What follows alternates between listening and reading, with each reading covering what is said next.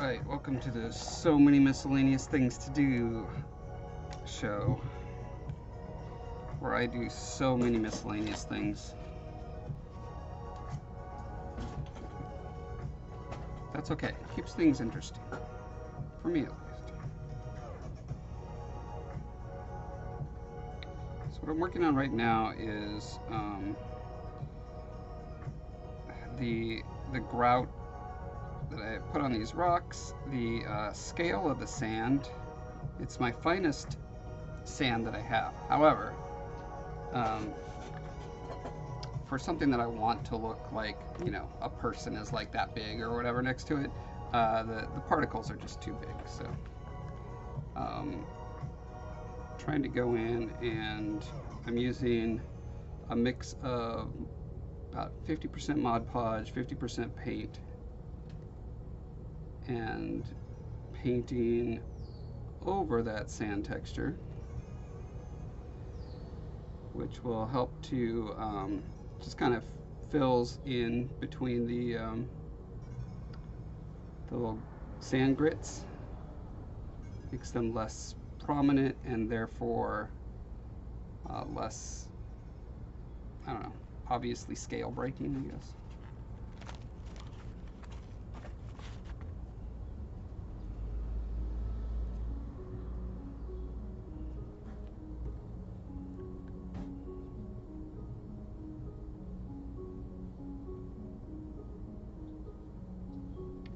I also created a bunch of little, like very little gaps in places where the rubber on the mold is going to get caught and then, you know, tear when I pull the casts out.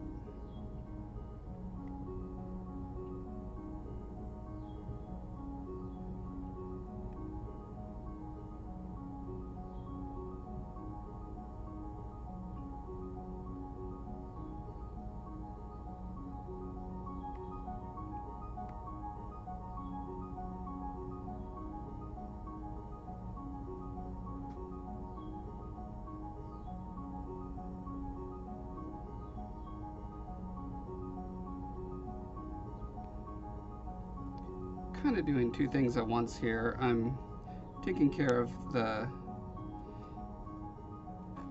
texture problem, but also this is helping me to identify problem areas in the sculpt where I might want to go in and make some of the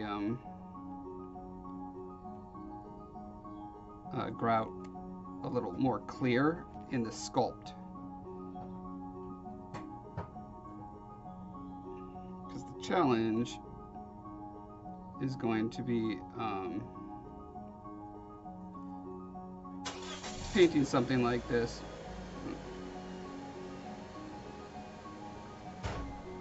efficiently. No one wants to sit here and paint each individual rock and paint the grout. I mean, maybe some people do. I sure don't. But if I take the fall, if I do it and get it all taken care of so that it is then easy for the future, then it's worth the time that I'm investing in it right now.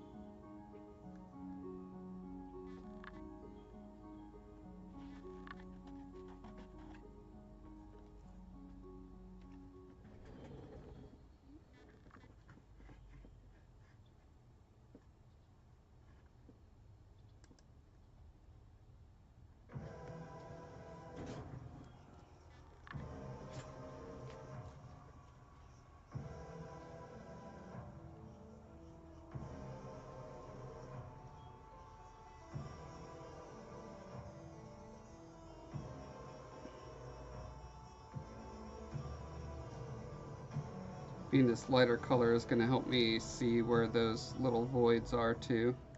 So I can come in and fill those before casting, or molding, I mean.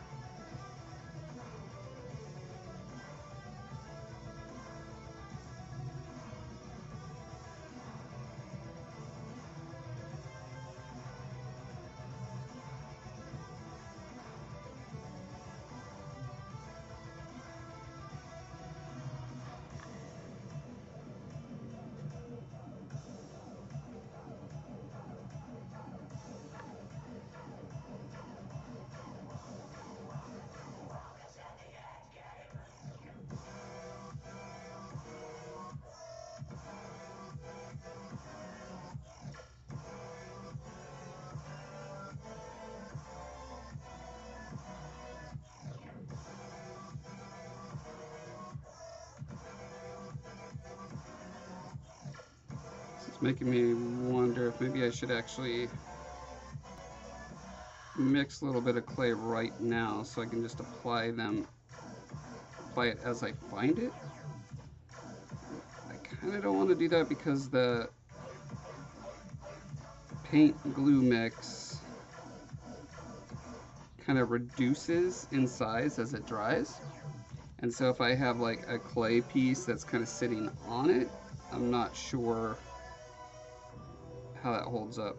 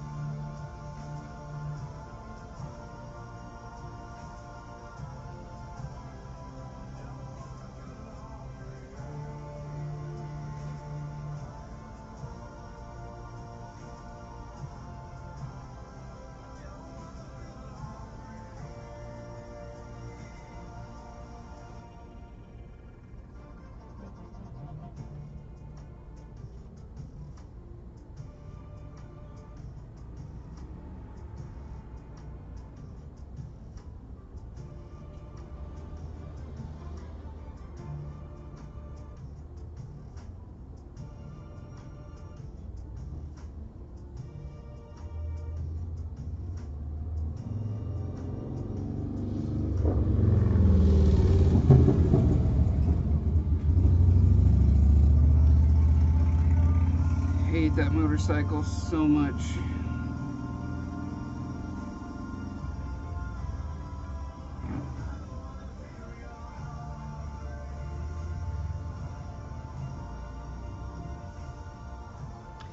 Wakes my wife up every morning at 4:30 a.m.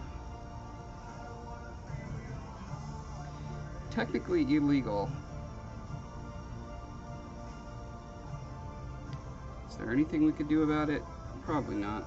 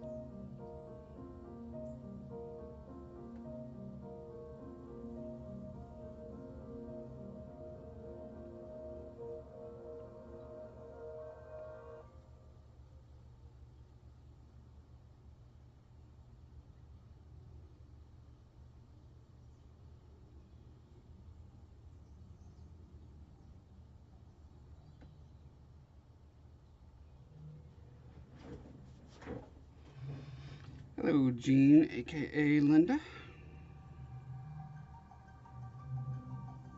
I hope you're having a pleasant Friday evening.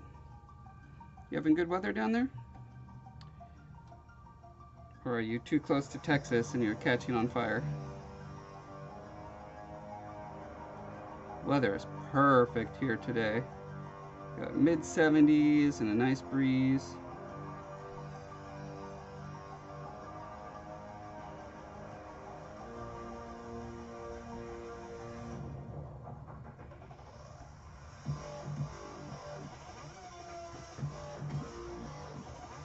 Having hot weather? Yeah, I hope you're staying as cool as you can. Maybe not as cool as a cucumber, but, you know, as cool as you can.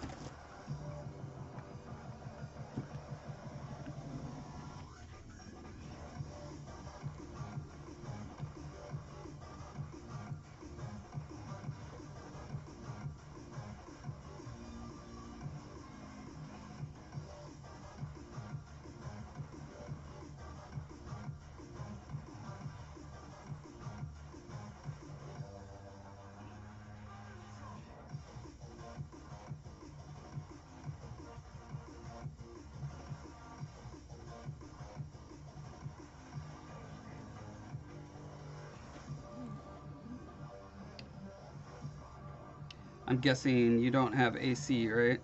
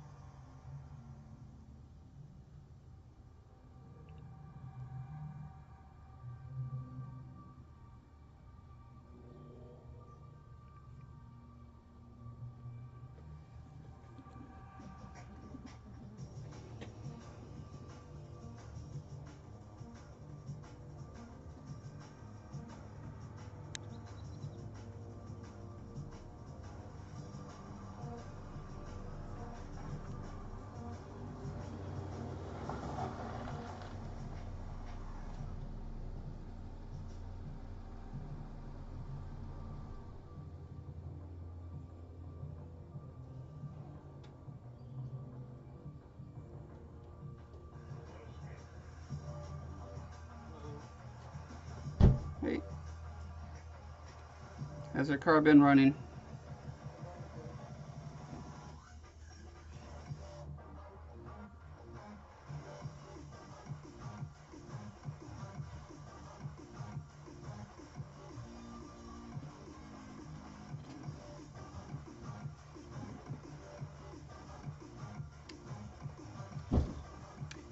$75 is about right for you?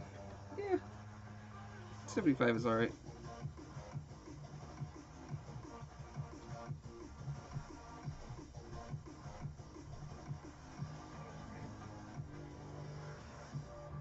I like 75 because that's the year I was born.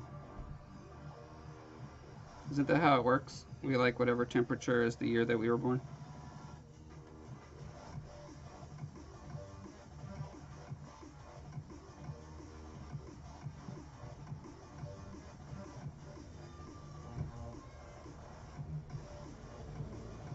Makes as much sense as astrological signs.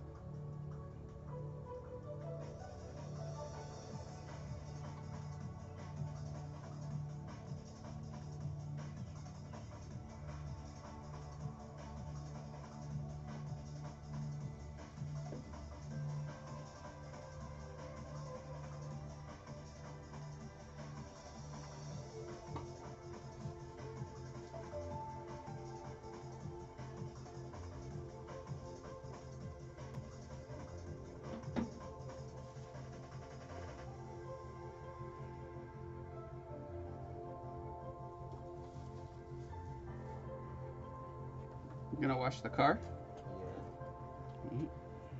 They already gave me a bunch of food and stuff.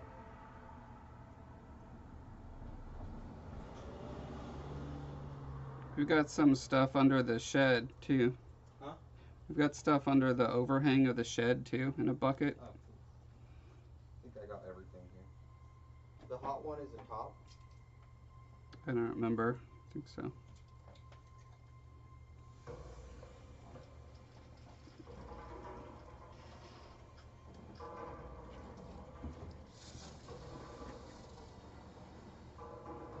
$42. Yeah, 42 is definitely too cold for my blood. But I'm glad to hear that you keep your house at the temperature of my birthday in celebration in honor of me.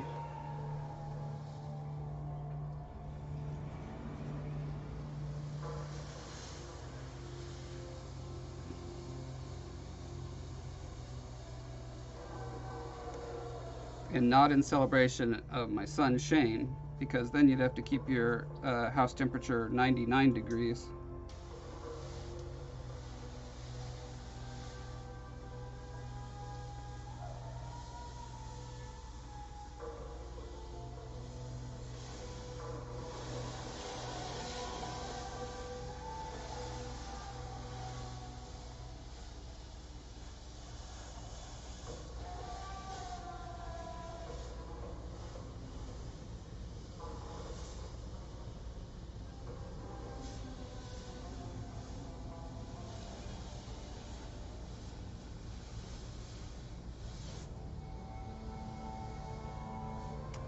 Shane washing his car is making me try to remember the last time I washed my car.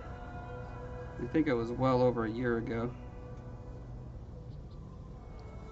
Our car is gray and just, I don't know, it doesn't look particularly dirty to me. In general, I think people wash their cars way too much. It's not good for the environment. I mean, cars in general aren't very good for the environment, but I understand a lot of us are kind of forced to have them.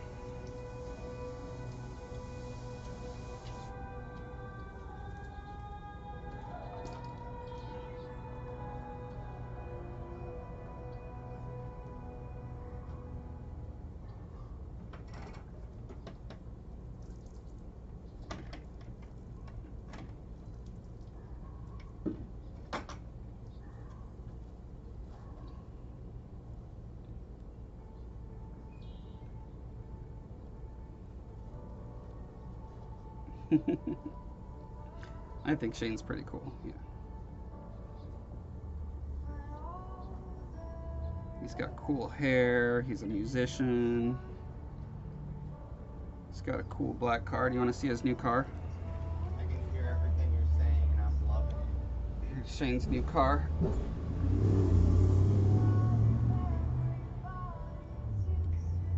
This is a very blurry car. Oh, there we go. Now it's less blurry. Should I be wearing a See. bikini? You should wear a bikini, yeah. Yeah. You get extra tips that way.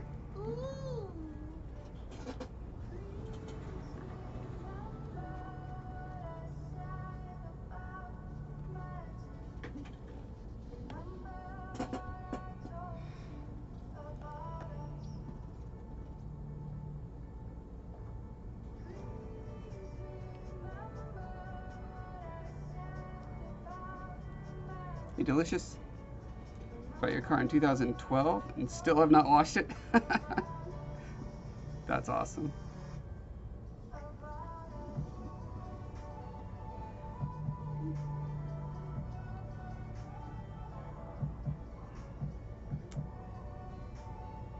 And it's not because you're lazy, right? It's because you care about the environment, right?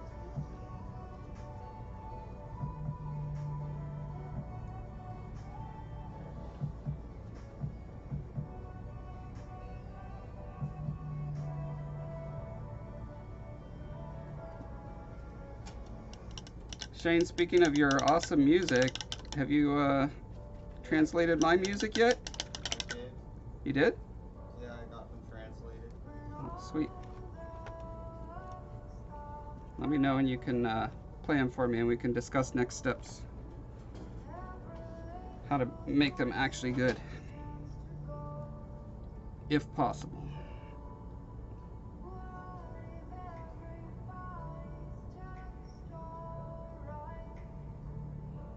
I asked Shane to do my new channel theme music. So when I switched my channel over to Tales from Telefar, I want a new theme music for it, and I thought it'd be cool to use some of the music that I composed when I was young. Not exactly that, but you know, start it with that as a base and see what we can do with it.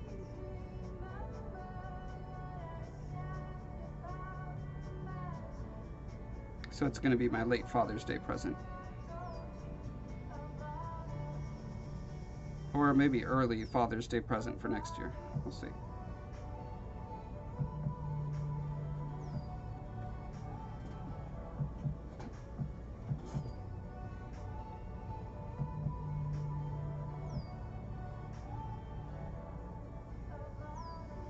Yeah, delicious Eliosaurus. That is also why I only mow my lawn a couple times a year.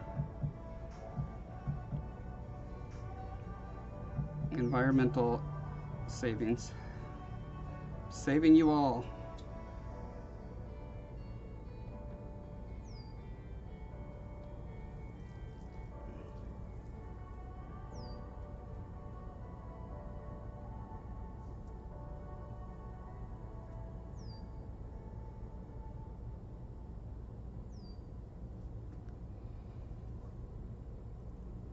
Gets a bath when it rains. Yep, that's some good logic right there.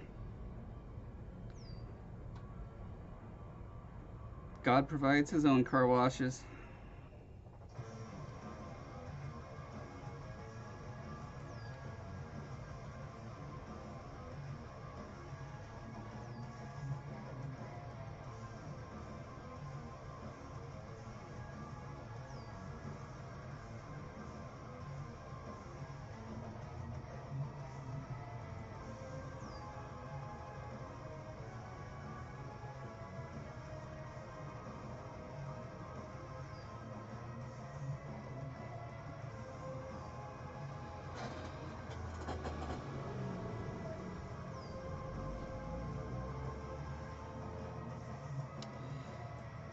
Yeah, I mean, I could appreciate a perfectly like green carpet of grass aesthetically.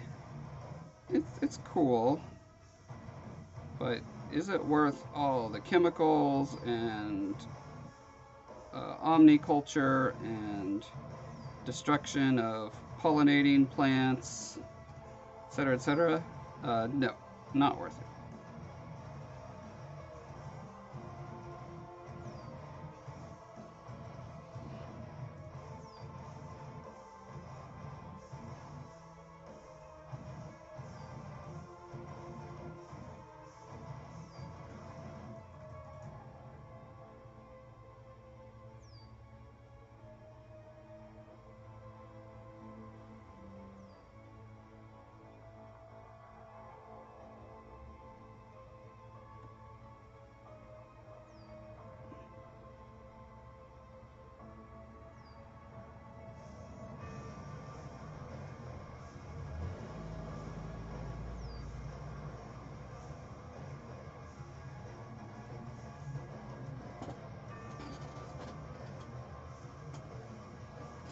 Hello, Kit. Welcome.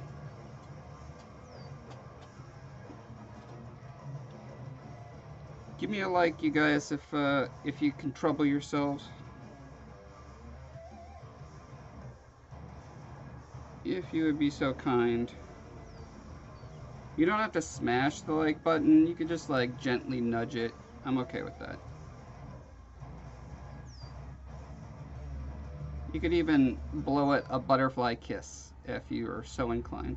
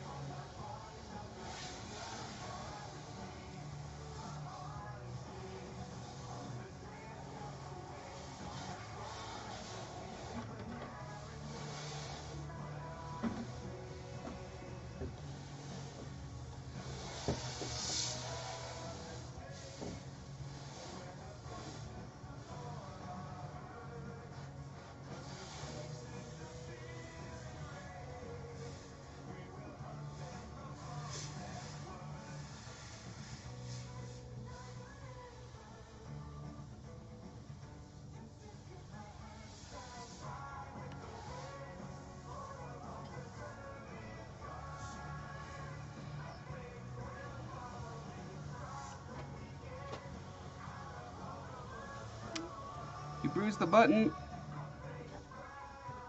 Oh man.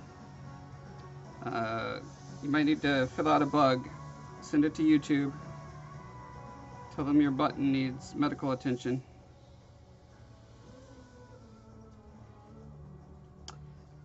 Kit, I actually do have a weekend plan this weekend. It's very rare, but I do actually have a plan. Like a social thing. Going to see a friend that used to live like 10 minutes away, which was really nice. He does a lot of really cool creative things, and he's helped me with a variety of things like welding the steel legs for my Colossus and stuff, and I've helped him with some of his stuff like stained glass window things. But he moved to West Seattle, which is it's like the opposite side of Seattle from me. I'm out in the suburbs in the northeast, and he's in West Seattle, which is across the bridge from Seattle in the southwest. And so it's about an hour away. And, you know, with COVID and everything and all the work from home. Oh, yeah, he was a coworker, too, years ago. Anyway, going to see him and his wife, me and Heather. I'm going to visit. They're making, did they say Chicago-style pizza? I don't think I've actually had Chicago-style pizza, which is debatably not even pizza. But, whatever it is, it looks like it's got dough and sauce and cheese, so I'm not going to complain.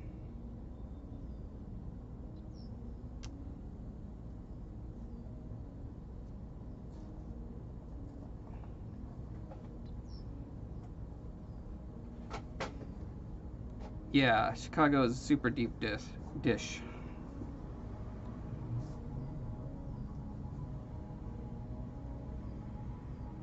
I just saw someone posted like a rant from Jon Stewart about Chicago pizza, saying it wasn't pizza. What did he say it was stroganoff? I can't remember what he called it, but it seems to me like it's pretty much lasagna, but instead of the noodles, it's just all those ingredients stacked up inside like a deep pizza crust. That's like the depth of a pie pan.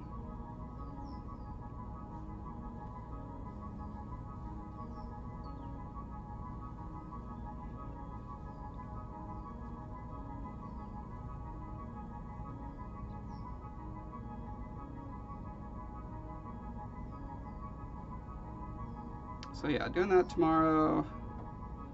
I need to work more on the map for the third book. But I was trying to get some more of this texture stuff done so I could take it to Pat's house to show it to him, since last time I went he was helping me brainstorm different shapes, like how to get tileable shapes that I could start making tiles on. So little full circle. Cheese bread with marinara on top. That sounds good to me.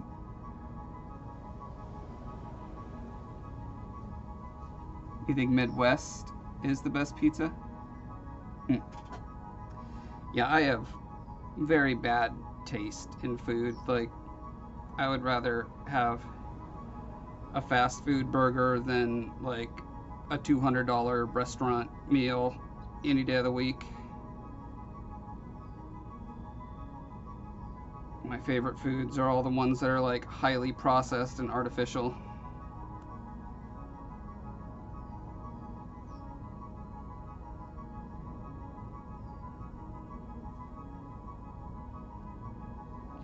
I like my coffee the color of this paint, which is to say, not tasting anything like coffee. Oh, and if I'm forced to eat steak, I'm going to have it well done with ketchup. So, take that for what you will. My parents did not instill a sense of foodiness in me. Speaking of lasagna, the way my mom made lasagna was no ricotta or any of those fancy cheeses. The cheese she used in our lasagna was Velveeta. Probably explains a lot.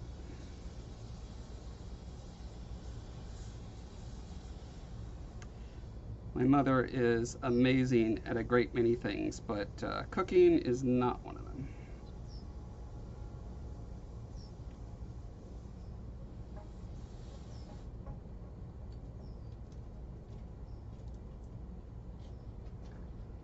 I mean, it could be if she cared about it, because she's pretty much a genius, but yeah, she just doesn't care about it. Much like me, anytime I've spent a significant time cooking a meal, I just feel like I wasted an hour of my life. It's like, it doesn't taste any better than something I just throw in the microwave. To me, anyway.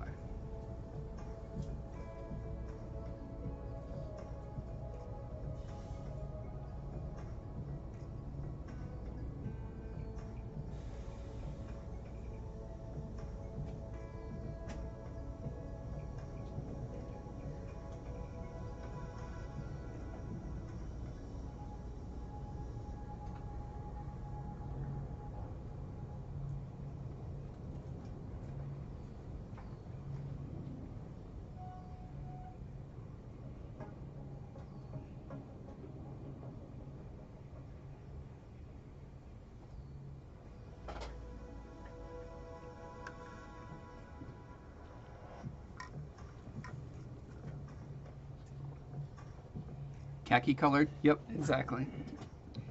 That's my coffee.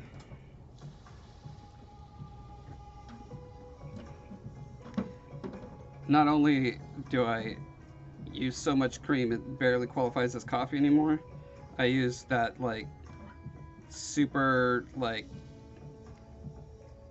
candy flavored ones, you know, like salted caramel or coconut cream or whatever.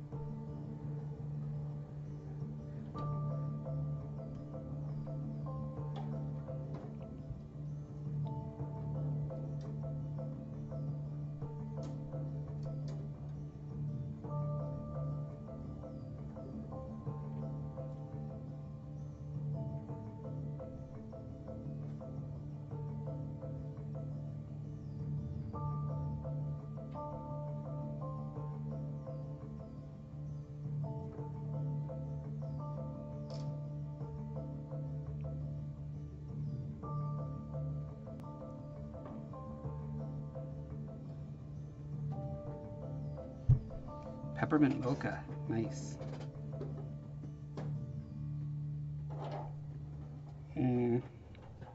That's rough. Yeah, I probably drink about 2 liters of Diet Cola a day. It's ridiculous.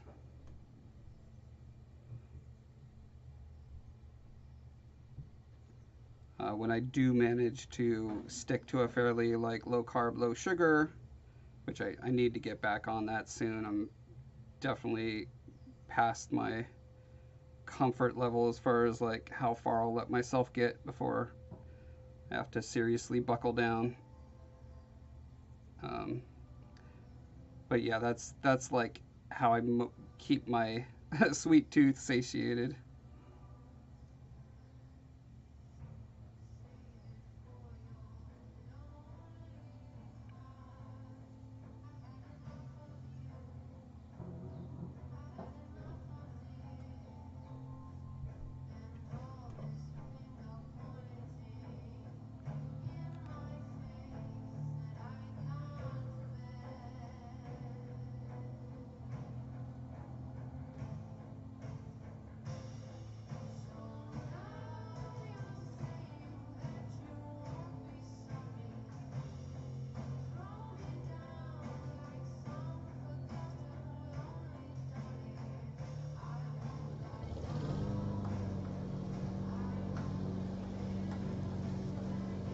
Yeah, and lawnmower time. Hold on.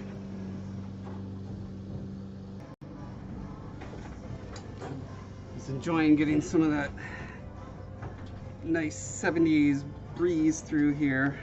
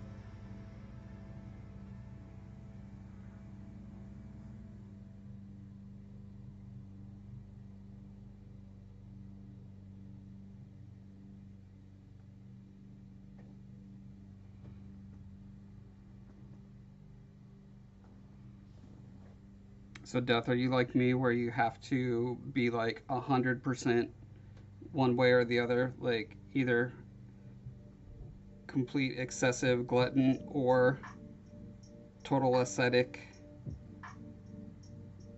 Can't eat anything yummy? That's definitely the way I am. Like once my brain gets a taste, just one bite or a whiff of something bad for me, and then it's like my self-control just disappears.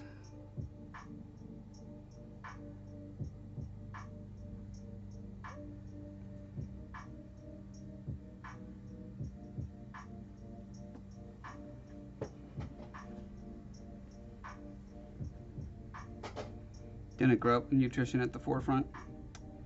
I kind of did, but also I think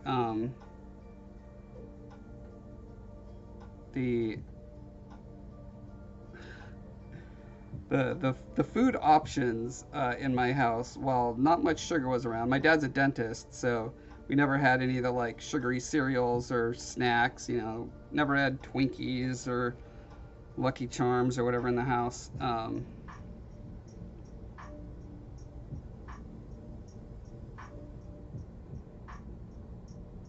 And I probably shouldn't blame that on why I have such a sweet tooth. I think it's just inherited, just in the genes.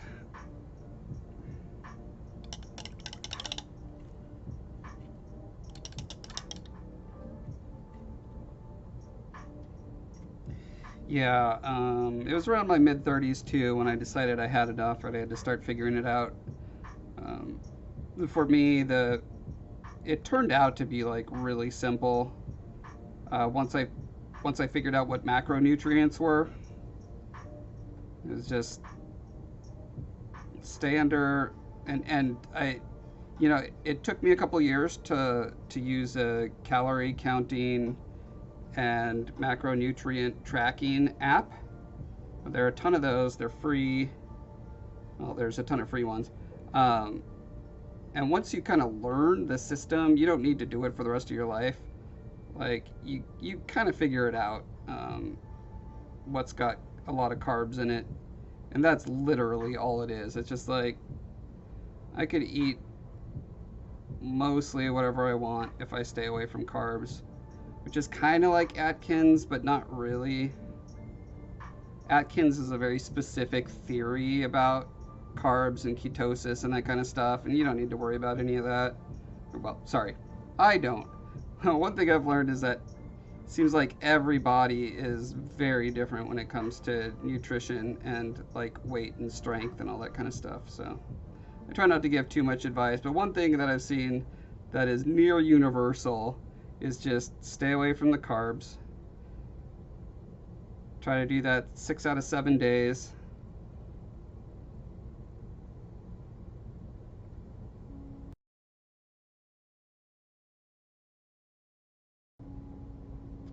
Exercise kind of helps some people, but never made a significant difference for me. It's just literally about staying away from carbs. And, you know, sugar is a bunch of carbs, has a bunch of carbs in it, so you could say carbs and sugar, but that's kind of redundant.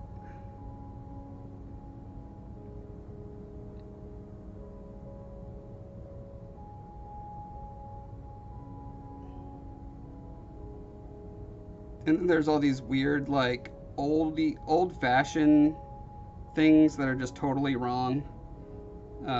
You know, like fat makes you fat, for instance. That's absolutely not the case. There's trans fats that aren't great for you. But as far as I can tell, they're not key to losing weight. And then the other thing is like, fruit is healthy, so eat a lot of fruit. It's like, fruit is essentially, it's got vitamins in it, so plus for that. But everything else about fruit is terrible if you want to lose weight. It's basically sugar bombs. Like, yeah, it's natural sugar, great. It's still broken down into not exactly the same way refined sugar is, granted, but it still is just a big old ton of carbs into your system. And not all fruit is created equal. Like a banana is almost pure starch and sugar, you know. So all these people that are like drinking smoothies with 3 bananas and an orange and a whatever, it's just like, oh, you're just, you know, eating 3,000 calories of mostly sugar. That is not healthy. So those were the kinds of things that I learned over the years. I was able to eventually drop 50 pounds.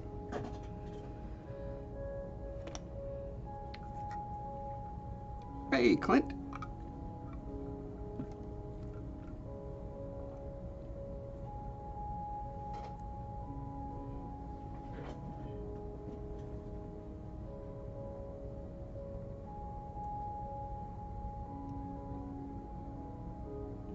Yeah, eating in moderation is another way to handle that.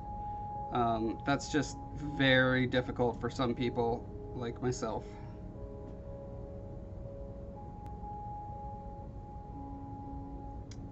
For a lot of people, like myself, food is a huge emotional crutch. Like, it is when I get stressed or upset about stuff or, you know, sad, whatever it is, thinking about eating some big delicious thing later that day is like this huge like brain hack. It's like, okay, I don't feel so bad anymore. I've got this thing I'm looking forward to. a handful of times I've been able to judo maneuver that and be like, okay, I'm going to tell myself that, and then I'll see how I feel in the evening when I plan to eat that, right? And every once in a while, I'm able to say, you know what, maybe we'll do that another day, and I can pull that off, but that's very rare.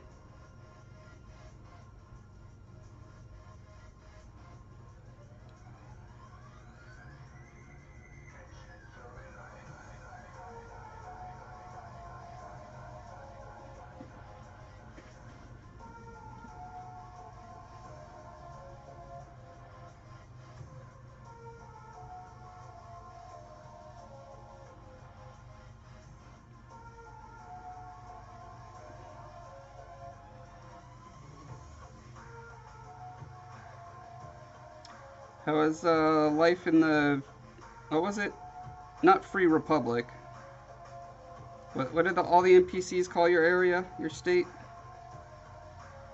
How is that for you, Clint?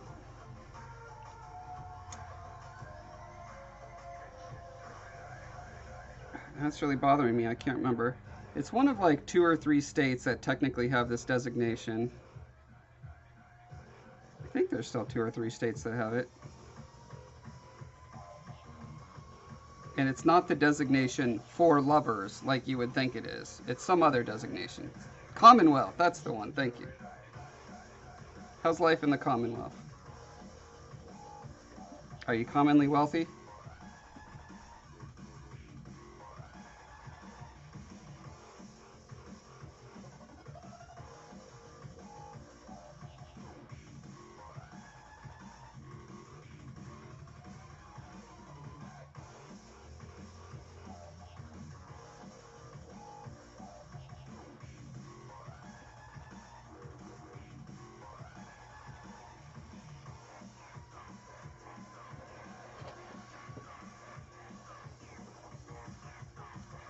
Power tools and hanging shelves. Nice.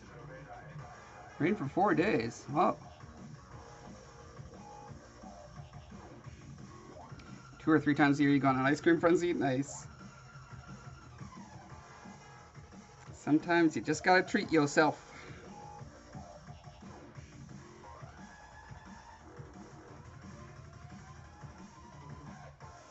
Yeah, I'm basically like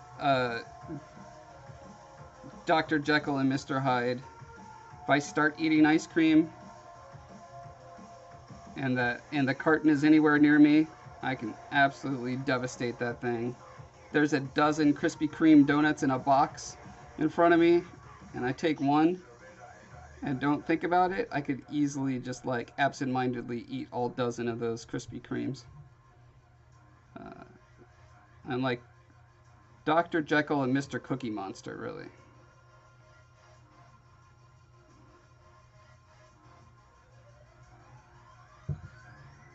And then when I think about it intellectually, I'm like, how much enjoyment did I actually derive from that?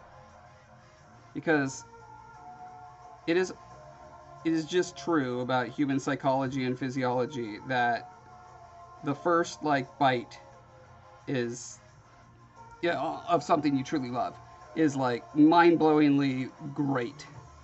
It's just such a wonderful experience. And then the second bite is about half that experience, and then the third half again, and it like tails off real fast.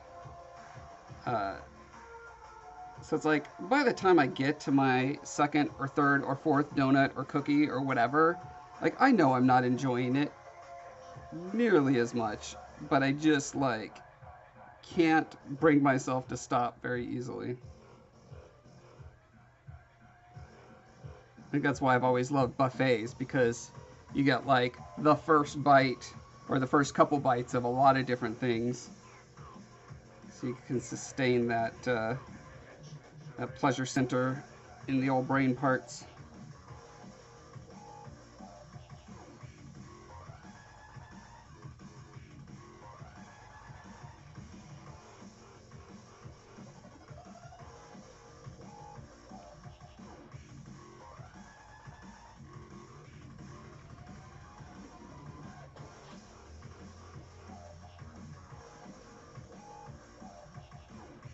Cookies and cream ice cream. Yeah, yeah.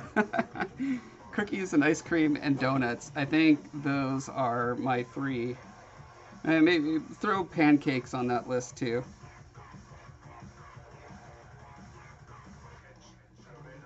Because, of course, on the pancakes, I'm going to put about an entire stick of butter and like a cup of syrup. It's so gross. So gross.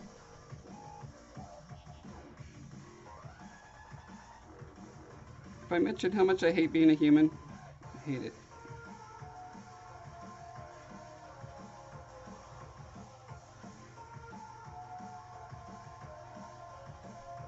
I just want a body of pure energy where I can still manipulate matter and still think, but I'm not subject to the whims of these biological impulses that are out of sync with our modern society.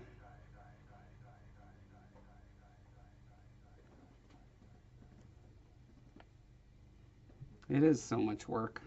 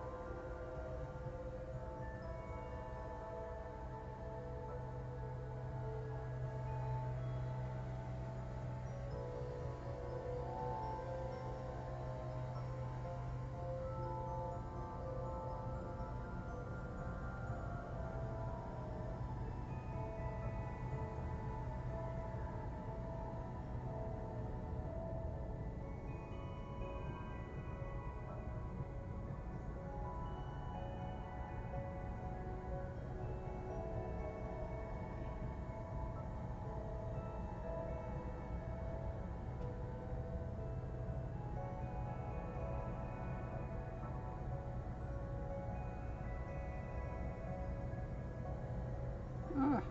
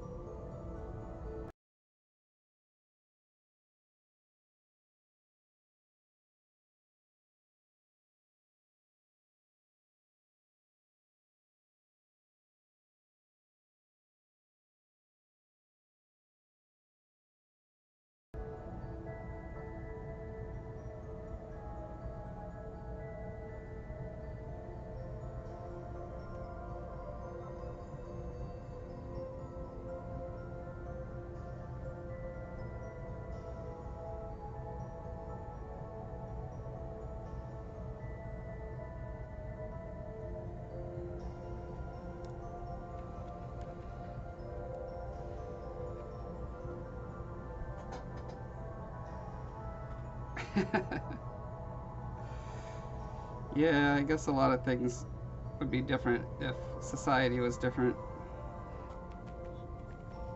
less stressful.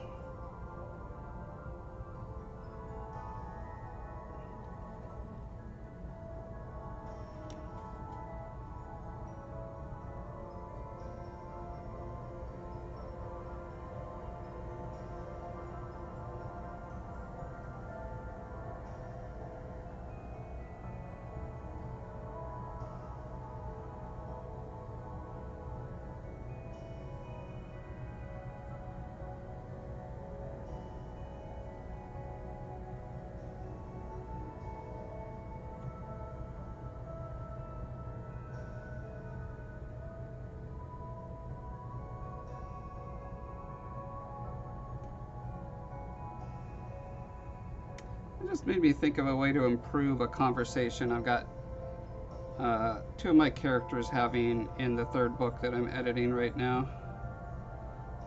Because I'm thinking of like how arbitrary laws can be in different cultures and stuff. Because Beaumark is confronted with this, like, what would it be? It's like custom made laws that the Tesla deck sometimes gets saddled with.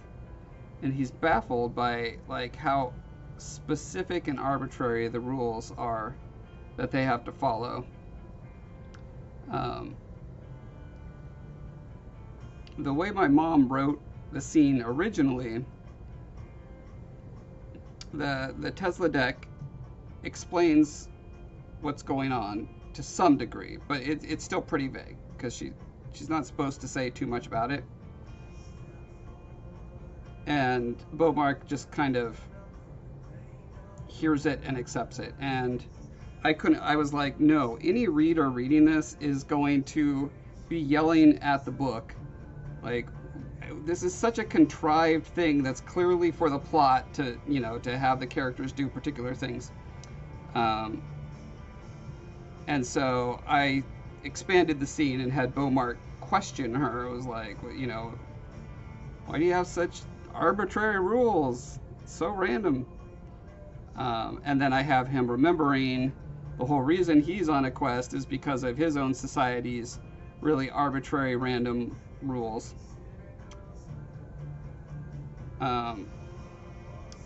But what Sinoni explains is that their rules are based on, generations of like scientific learning about how people and societies work. And so in the specific situation between her and her husband, they had this mediation that led to these seemingly arbitrary rules. But what occurs to me that I forgot to mention in there is I should have her compare and contrast how, his laws are super arbitrary and the weakness of their laws is that they're forced to apply to everyone, for them to feel like it's fair. But why should all, people have the same laws when they have different proclivities, different needs, different desires? If you could make laws that are optimized for everyone to live together as well as possible, that meant, person A had to do, X and could not do Y, but then person B was kind of the opposite because that's what they're, again, optimized for them and their strengths and weaknesses. If you could get over that feeling of unfairness and arbitrariness, you could actually have a much more optimized society where you wouldn't necessarily have people feeling like they're being arbitrarily told, to do or not do this nonsensical thing.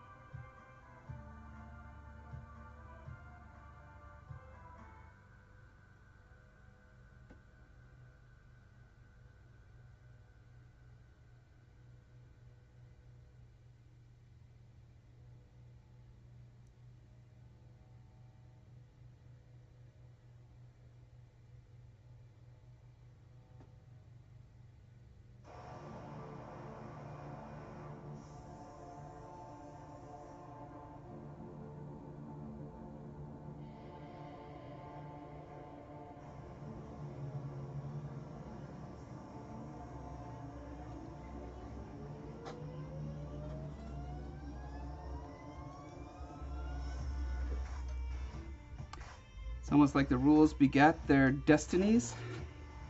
The rules' destinies or the people's destinies?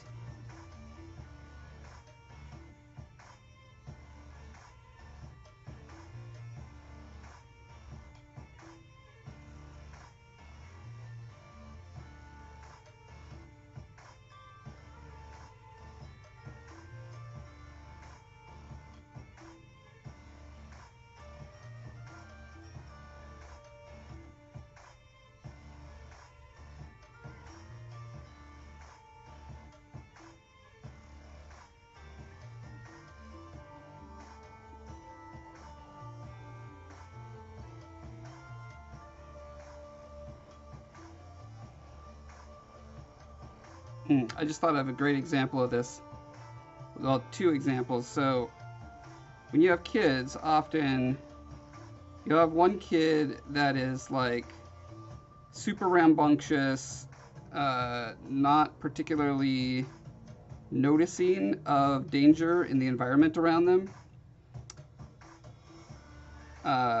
Maybe a little airheaded or whatever their issue is, they're particularly prone to accidents, right?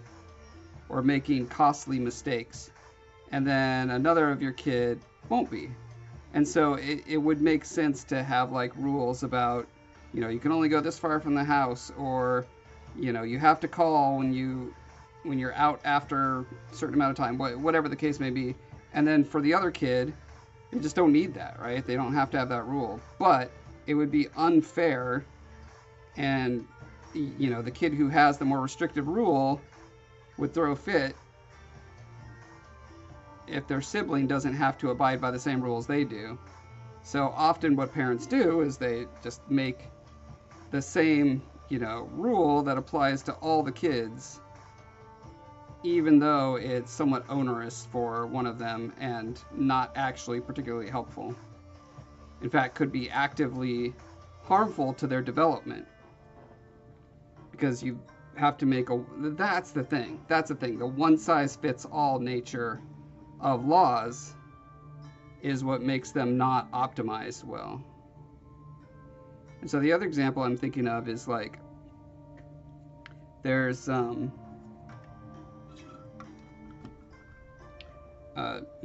different talents when it comes to things like driving. There are some people who are great at driving and have control of themselves and are really observant all around them, and like a stupidly slow speed limit doesn't necessarily help anyone,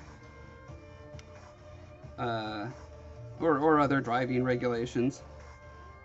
And then there are other people for whom like even the slowest speed limit is too fast. They're just so bad they're a danger to themselves and others.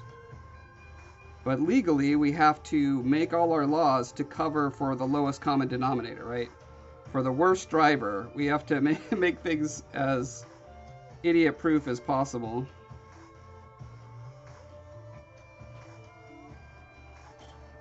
Which is not to call bad drivers idiots.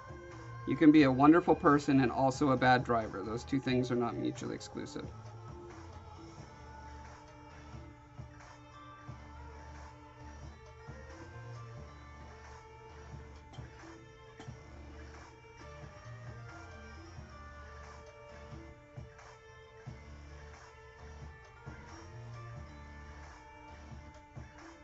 A seal foam, I agree.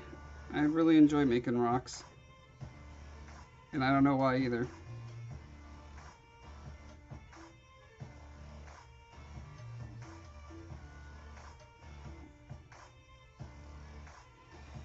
You rented a Chef Ramsay cooking... entered a comp. Okay. Using Sylvest's native dish. You did not place. The sandwich was good? Like a Reuben? Okay.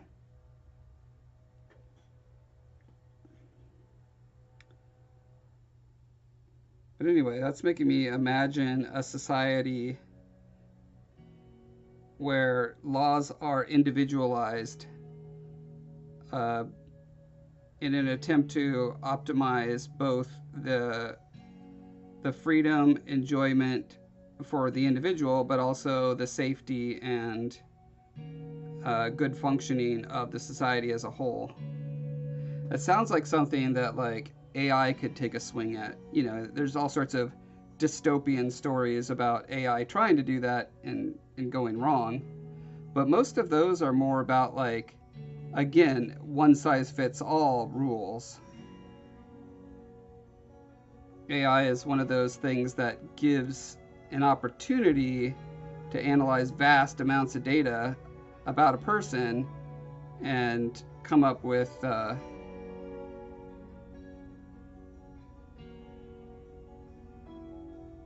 well, what would I call it? Like a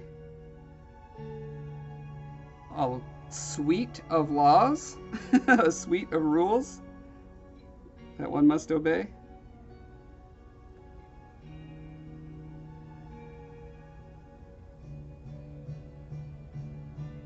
Of course, without any human oversight of a system like that, that would definitely probably be a dystopia.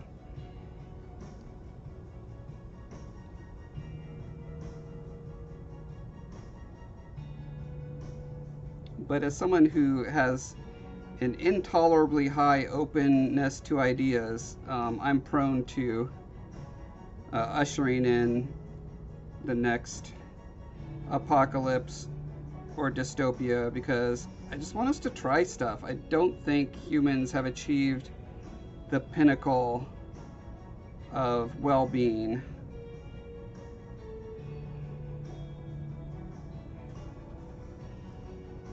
I just want any experimentation to be 100% opt-in.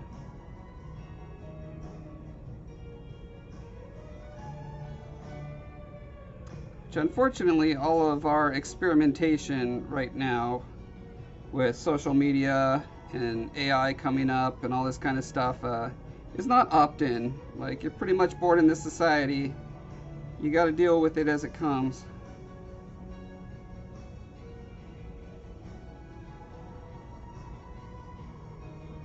Only a small percentage of people have the ability or logistical resources to go out and be a hermit living in the woods or on a mountain, which means most of us are kind of trapped in this experimental culture / society. Wouldn't it be cool if you had like a menu of different society options, of experiments for ways of living? There's to some degree, right? As far as you go to different countries that have different laws. The problem being, though, that capitalism is kind of an all-consuming process. I think it's more of a process than an ideology. And so, like, every other system that exists in the world has to contend in some way with global capitalism, which is really constraining on a variety of axes.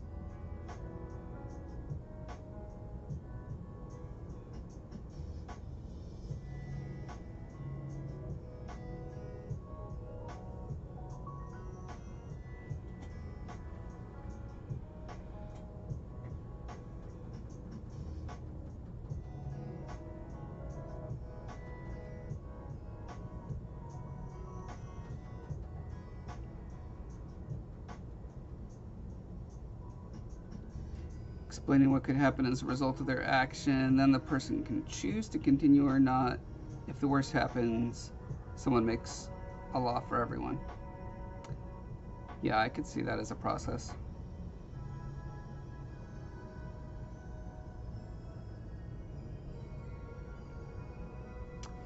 Yeah, Death, for sure. That's a well-trodden sci-fi story idea.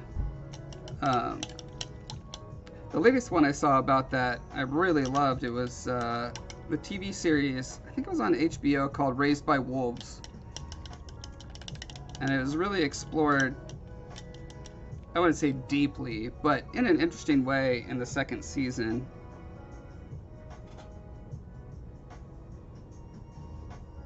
But again, like, all of these dystopias have one thing in common, and that is that you can't choose to decline, right? It's not a dystopia if you opt into it and can leave whenever you like.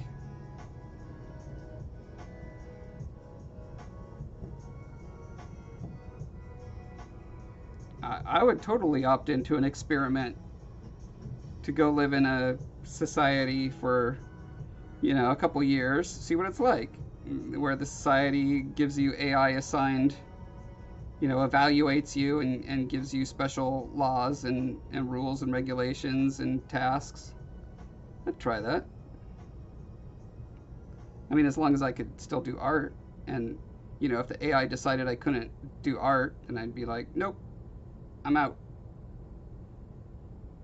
But, if the AI was any good, it would obviously have me doing art, and it would have people who are good and passionate about whatever, it would have them doing the thing they're good and passionate about. The tricky part would be the people who are passionate about a thing that they're not good at. I don't know how AI would handle that, because there are plenty of those people around. I mean, I'm that person on a variety of vectors.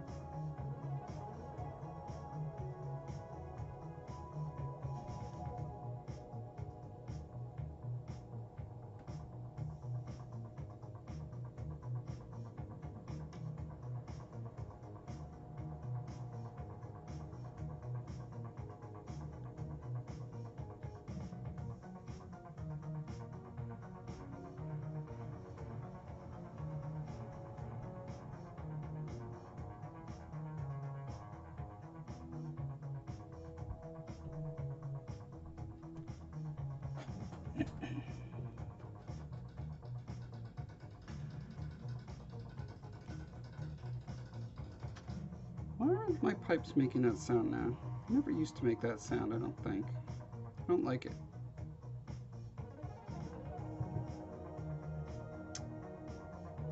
I would like my pipes to not make weird sounds, please.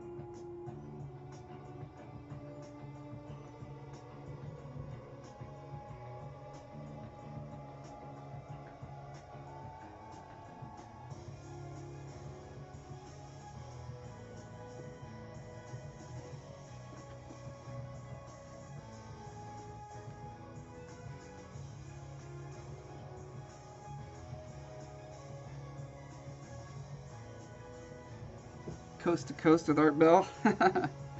I used to listen to that show.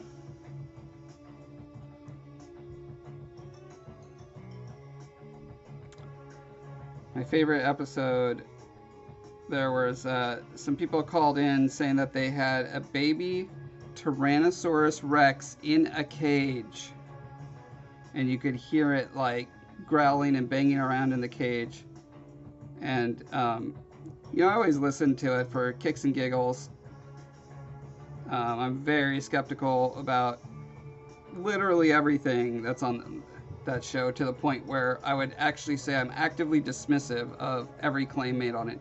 But that one, like, it was just so, like, it pushed the concept of the show so far, and to have Art Bell just kind of, do his thing, where it's like, interesting.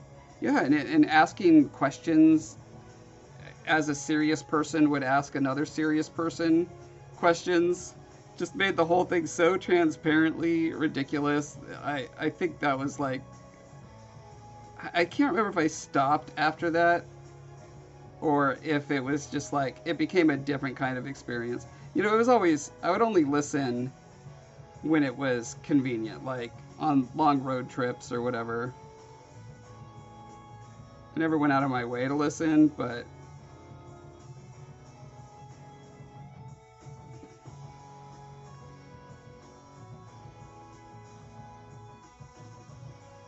the Space Ghost Coast to Coast. Oh yeah.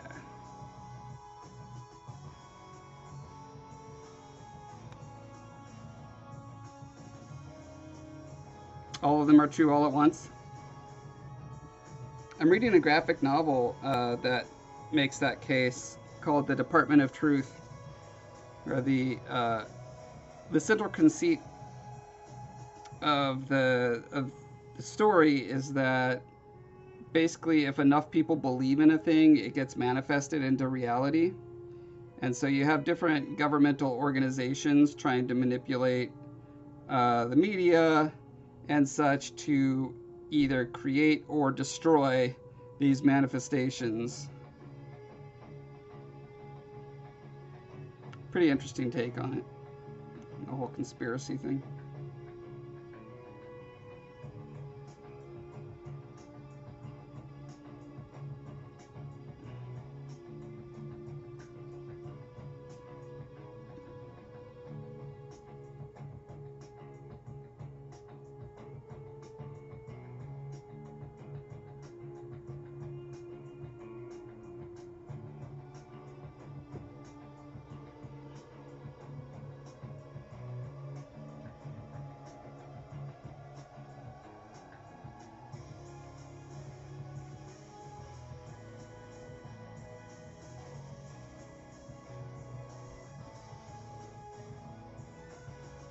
Yeah, I only saw a few Space Ghost episodes.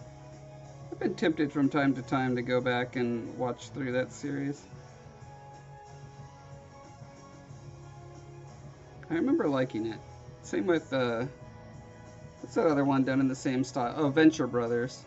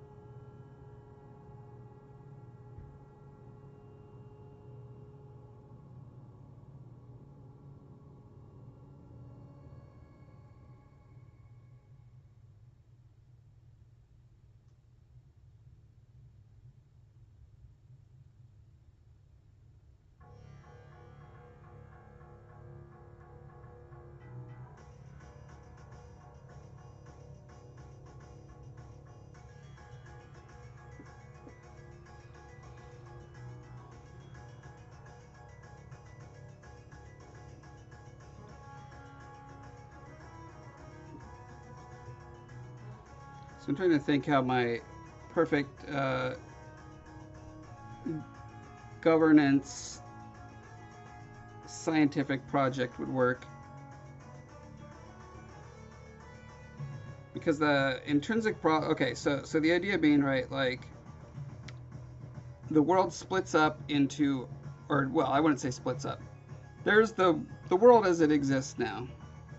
As an alternative, if you like, you can browse a selection of hundreds of community types that you can live in, and they would have their, their premises, their rules laid out very explicitly, and you could choose to go live there and abide by their rules and however they distribute resources or whatever. You're buying into it. You would probably have to sign some kind of a contract, I would think. Sort of a minimum duration, that there would be some exit clause if it turns out like you feel like you've been deceived or whatever. So there would have to be some kind of meta governance body that oversaw the entire thing. So I'm thinking of like Kickstarter for cultures or societies. And the other thing that would have to be stipulated, I'm trying to think of like how you protect an insular society, let's just call these societies, from the overwhelming impact of global capitalism. I don't know if you can. Because, I mean, capitalism is so good at presenting a value proposition that exports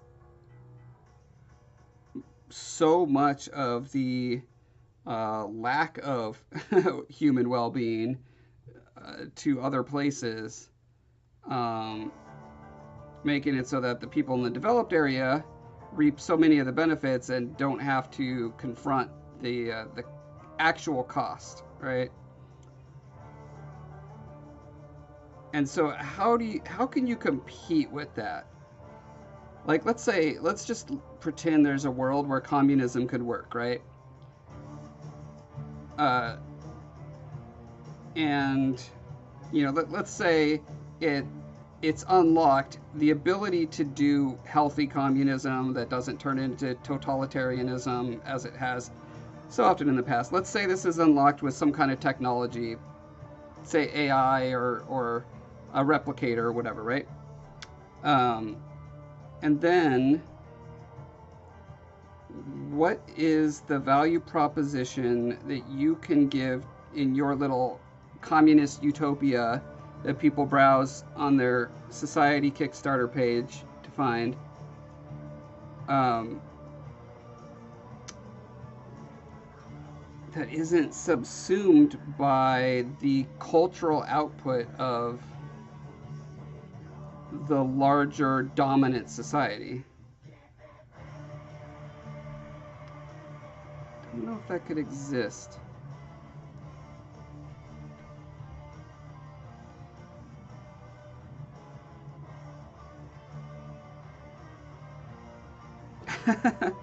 I mean, so all sorts of communes, company towns, small kingdoms, military juntas, all of these things pop up and try to propose some sort of, new mode of living.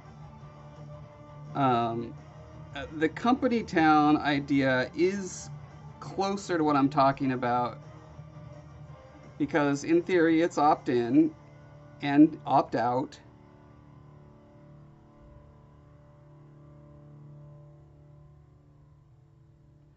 But it's always like within the strictures of the larger government that, it's actually physically residing in, right?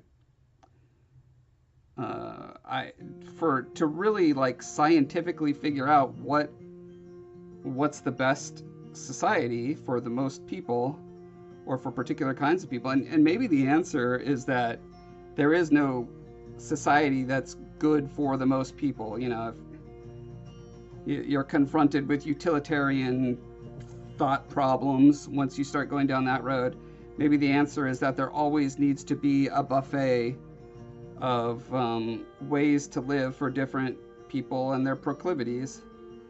That becomes problematic because within a single family, you're going to get people who have different proclivities and desires and stuff, and you're going to have people torn between, you know, wanting to be with their family but also wanting to live in a way that the rest of the family doesn't like.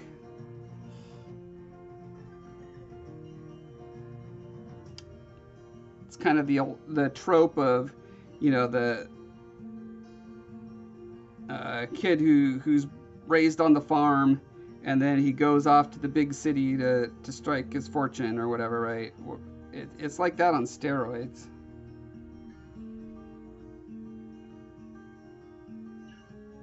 I guess it depends on how much of the meta culture carries through to all the individual ones. Like I said, there has to be guarantees that you can come and go, you know, as you wish according to whatever contracts you want to sign. Some way to adjudicate accusations of, you know, false promises or whatever.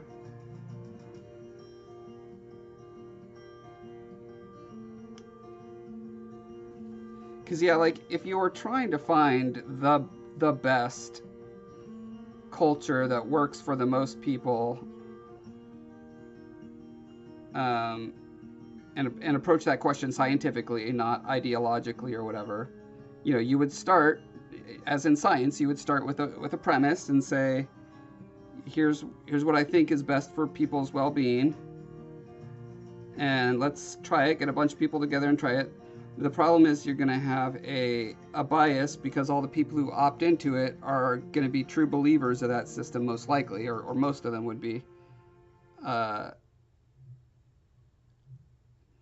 so not only would you have the problem of, okay, let's say we find what we think is the ideal system of governance. Now, how does it scale, right? Because a lot of things work at small scale and don't work at large scale. That's probably the case with, you know, communism. Although I still have some kind of hope that there's a technological way to make a healthy communism. That would be awesome. You know, like a Star Trek utopian communism. But yeah, so you'd have the problem of the, there's a word for that. What is it when your sample population is tainted because they're already prone to be a certain way? Whatever that is called. You'd have to deal with that, and you'd have to deal with the scaling problem.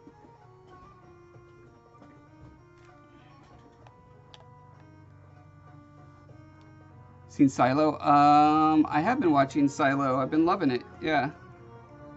I haven't got to the last episode yet.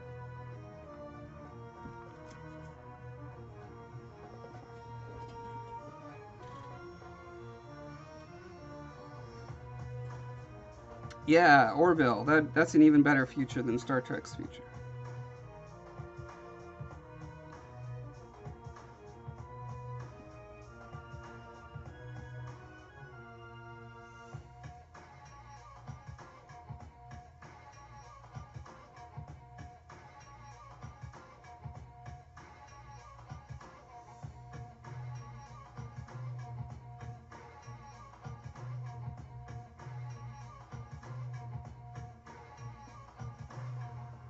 Like Star Trek likes to explore the idea of like these planets that they seem like a utopia, and then there's some dark secret, you know, like if you touch the grass, we execute you, sort of thing. You know, there's always some hidden dark side, downside.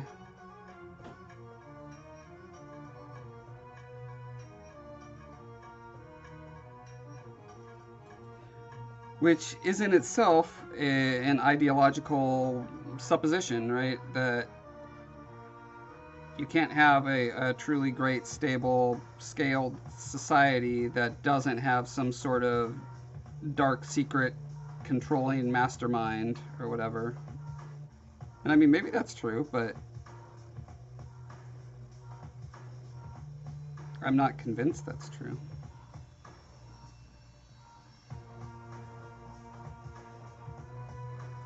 It's the problem with looking at history to say what is or isn't the best form of government is that there are just trillions and trillions of confounding variables that can't be removed.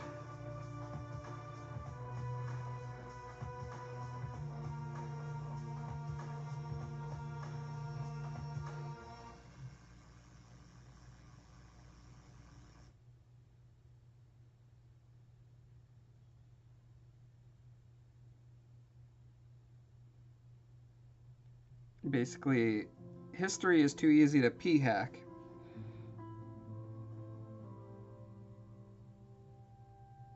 Can't you see all the splendor? Just believe it.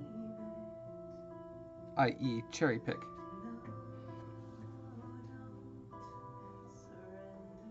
Sampling bias. Thank you, Tomorrow Kiddo. Life is You got it.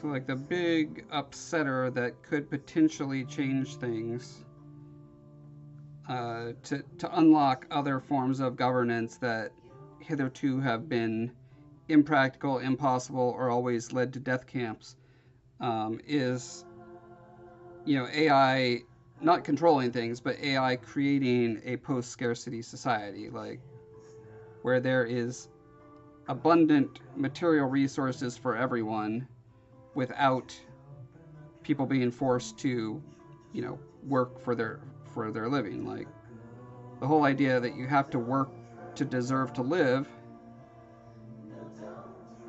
is, kind of a product of physics and biology up until this point, to a certain degree. Like, there's always debate about hunter-gatherer societies and how much time they actually have to spend to sustain themselves. It obviously depends on biome and season and blah, blah, blah, but I've always heard this number floating around, like, 3 hours a day or 10 hours a week, or, there's all these ideas of, like, man, if we could get to that point where we're just having to do just enough, and then the robots and AI and everything take care of the grunt stuff, we really don't need them painting pictures for us right now and, like, making fake Trump-Biden debates. As good as those are, I mean, those are all excellent things. But I'd really love them to figure out how to get us to a post-scarcity world first. And then they can start worrying about painting and making fake politician debates.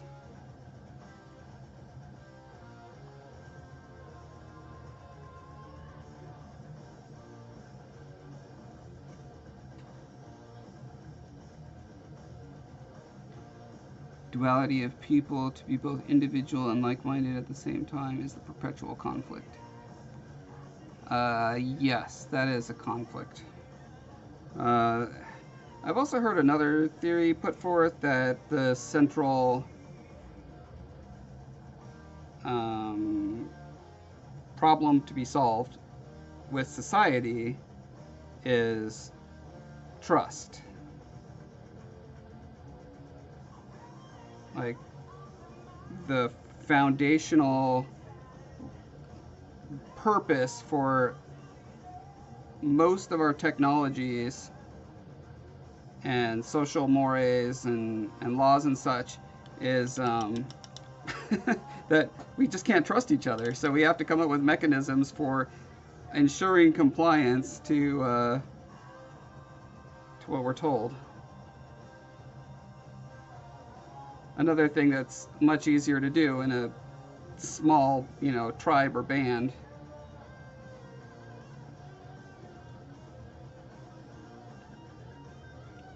You kind of find out who can't be trusted and you treat them accordingly. Because you know everyone. There's the idea of Dunbar's number,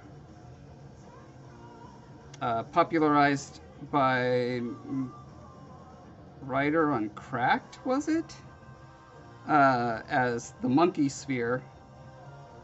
But the idea being like the typical human brain can't have a close relationship with more than 150 people, or like can't, maybe close relationship is too strong a word, but like you can't handle the cognitive overhead of having enough of a relationship that you can shortcut a lot of the logistical issues that we have in our society, just because you have a relationship with them, that number being 150.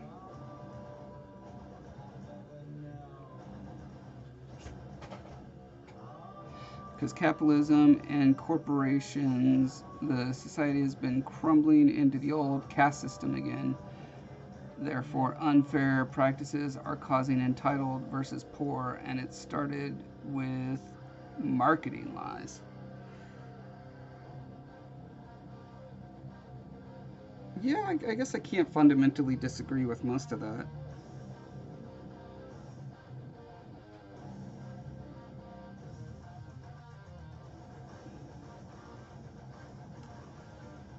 Like, I used to be very pro-capitalist. The reason being not because, hey, capitalism is great and perfect, but the reasoning that I was always told and that I bought for most of my life was, well, it ain't perfect, but it's the best we've got. Look at history. Look at all the other things that have tried that, the refrain is always, that ended in death camps. So yeah. But that's true. Most other attempts outside of capitalism have been pretty bad for most people. I don't disagree with that, but I think the problem comes in when then the mind shuts down and says, okay, so every attempt at changing society in any way whatsoever is, going to lead to death camps, essentially. If it's not 100% free market capitalism, it's going to be death camps. That's where I got off the bus.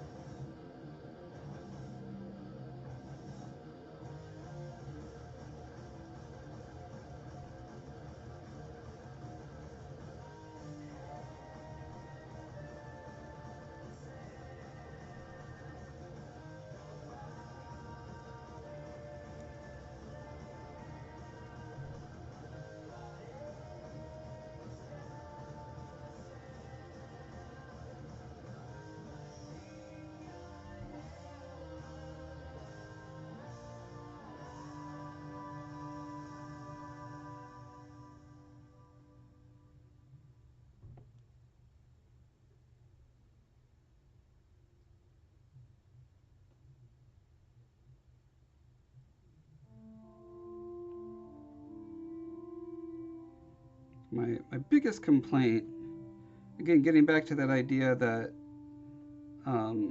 certain ideologies and governmental systems being forced to compete with capitalism means that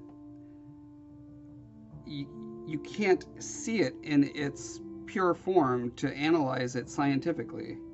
Communism being the big example. Like, communism collapsed and turned into, all sorts of awful hell for so many people, arguably because it's in the context where it had to spend so much of its capital, its human capital, its financial capital, its natural capital, trying to constantly outcompete capitalism on its own terms. And you don't know if that would be the case, if that wasn't the case. I mean, maybe it would be. Maybe intrinsically dictatorship happens if you have communism, but I don't know. I'm not convinced.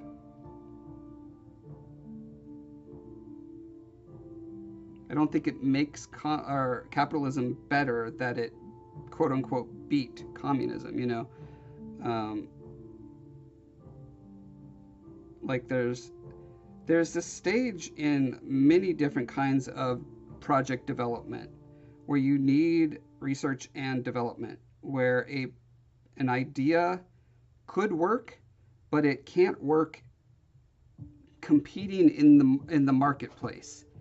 And a company or group has to incubate that. And I think that's what I'm thinking of with these like government selection programs, is like as incubators. Like, okay, we're going to protect you from the rest of the world and its forces just to get a sense of like, okay, how does this system work on its own before it's forced to compete? And then can we innovate? Can we grow and evolve it while it's in that incubation phase before releasing it into the wild being global capitalism?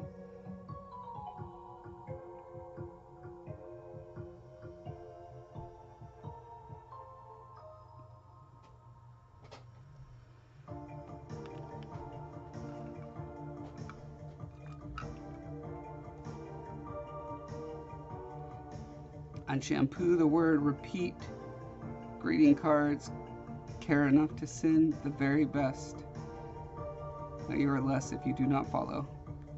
Yeah.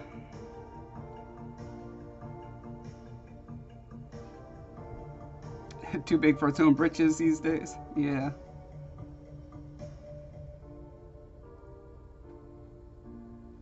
Hiring me to do point work in a stone building would be a worthy pursuit.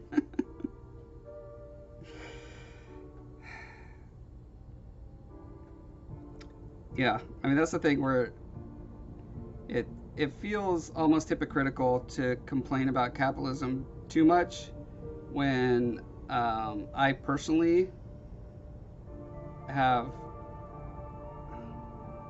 I don't know if thrive is the word. I've benefited in many ways from the system as it exists today.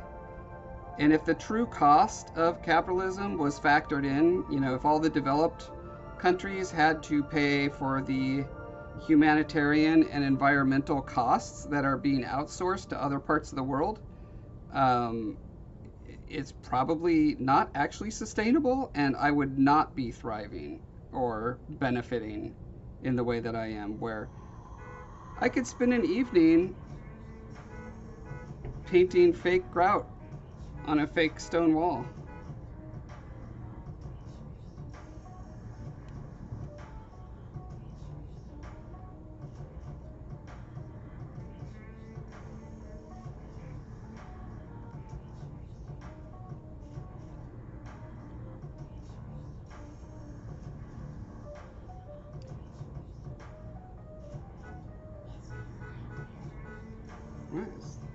It's so honky out there. Stop being a honky.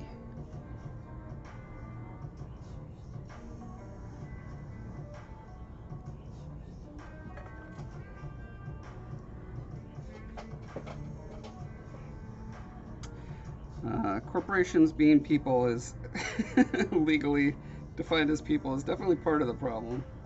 Yes.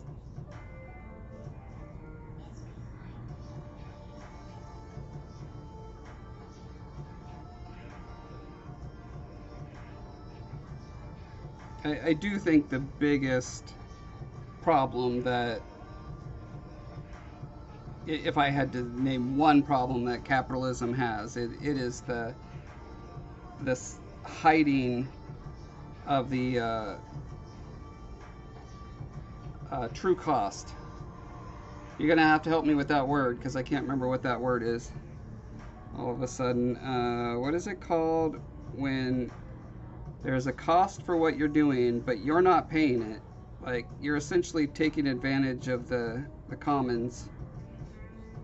You know, like when a company dumps its toxic waste in the lake, the company's not paying to get rid of that toxic waste, so they benefit, but the rest of society pays the cost.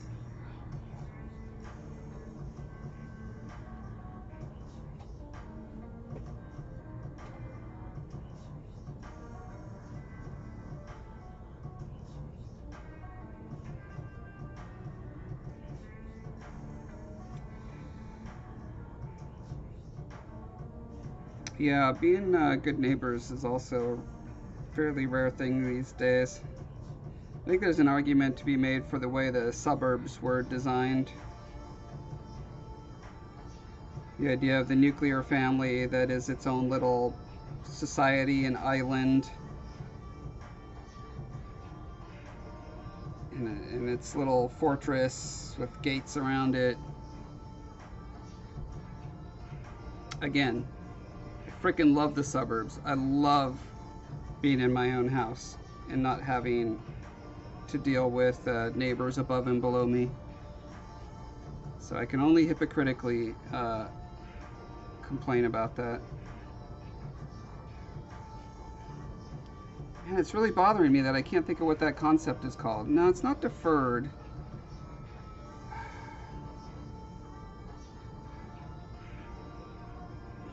It's like a fancy word for exported.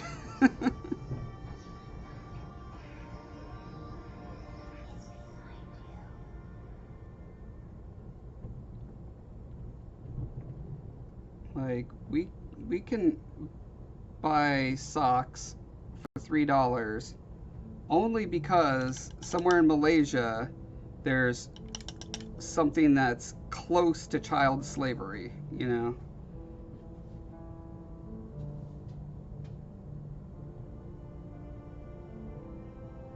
We don't have to face the kids in Malaysia who are working for slavery wages, but we get the benefit of the $3 socks.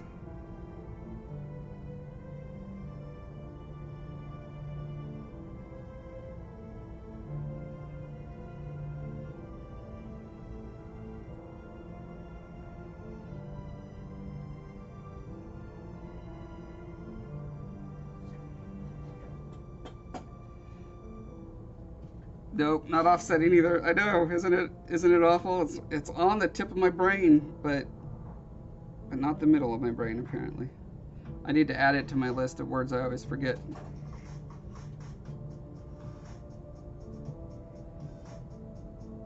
Like, it's related to the tragedy of the commons.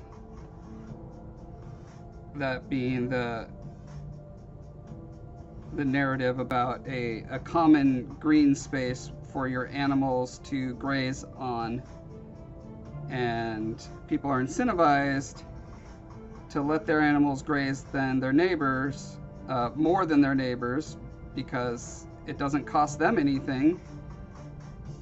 They want to keep the grass in their own area as long as possible, so they're incentivized to take advantage of the commons, thus depleting the commons to the point where they're no longer beneficial to anyone.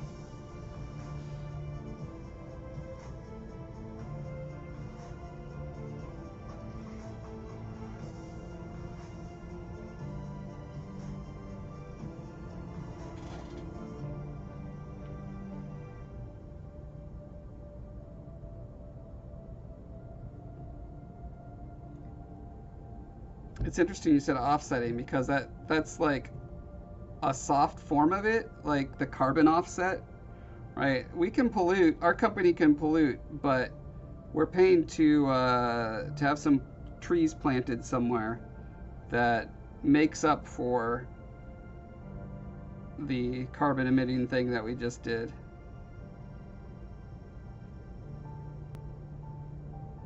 I guess it's a more fair version of that because it is theoretically more transparent, although there's a lot of grift involved in that thing too.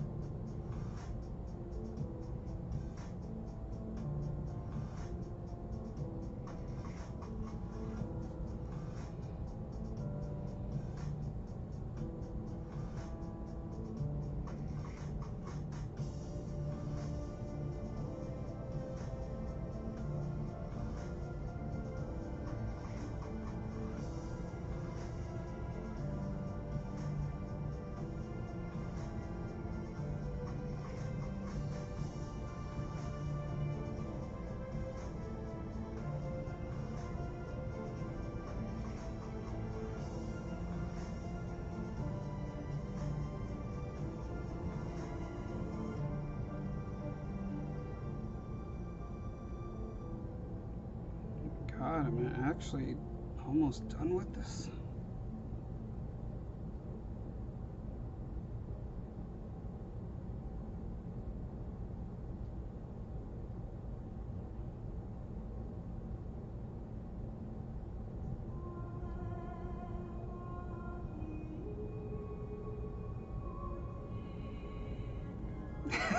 Thank you, tomorrow, kiddo. You're the best.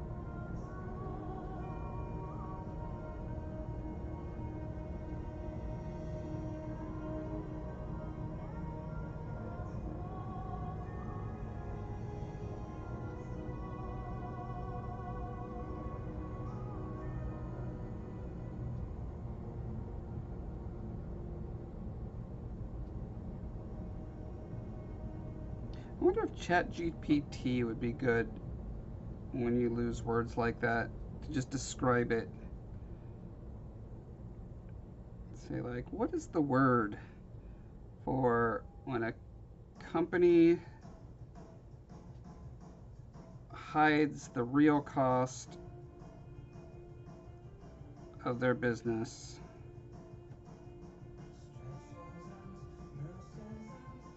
Or doesn't pay the real cost?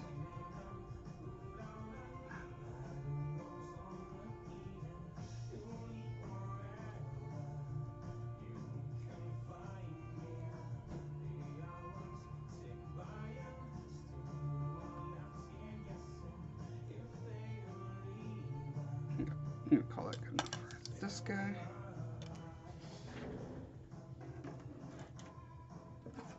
Look at this guy.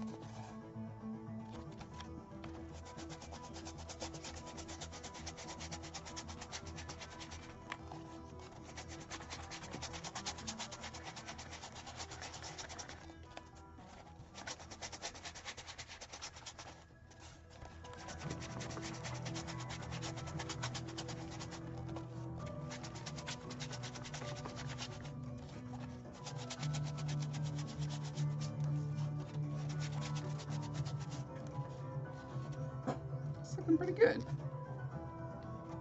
Most of the color variation is gone. It's subtle.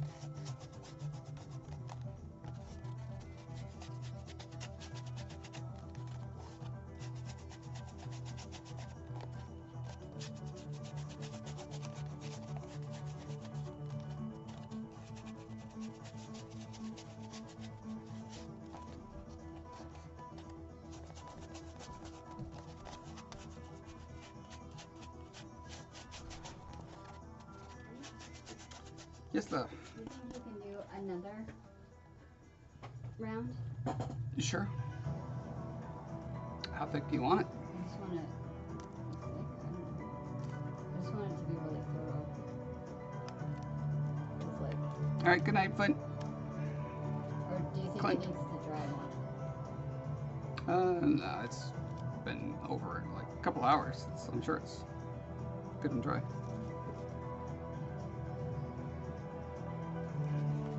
Did the bird say thank you for feeding them? With Yeah, filling it they all up? came and they like went around my head singing a song and a choreographed dance. Good. Thank Hold on, you, it's thank getting- you. Pretty rude. Should I put him here or no? Are we gonna go for a walk? Yeah, I was gonna go water. Okay. Yeah, you just put them there. I don't know.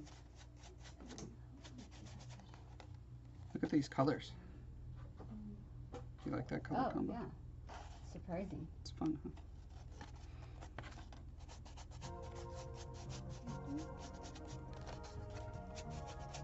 Oh, it says it's 70 degrees outside. Oh, Does that seem cooler than you think or warmer than you think? cooler.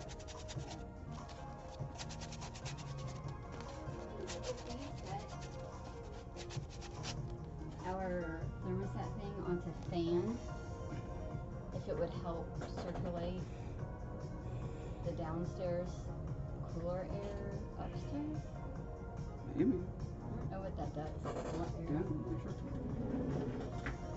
What if we just poke holes throughout the ceiling? Yeah. That would probably work really well.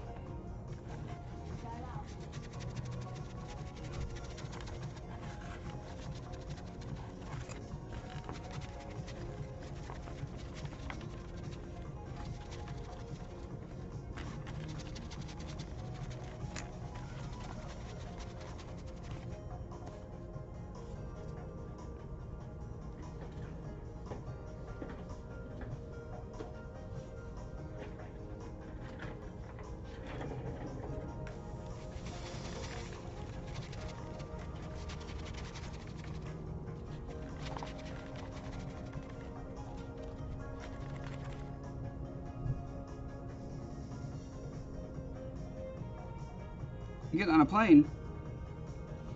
All right. Have a good trip. And yeah, spend all your time on the plane trying to think of that word for me. Thank you.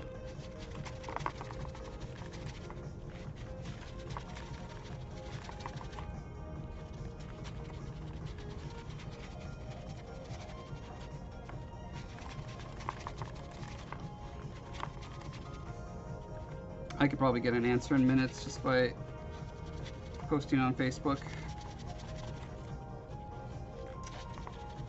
But I'd rather torture tomorrow, kiddo.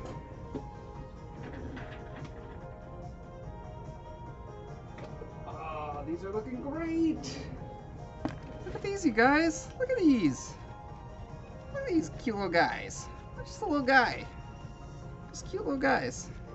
Squishy rock.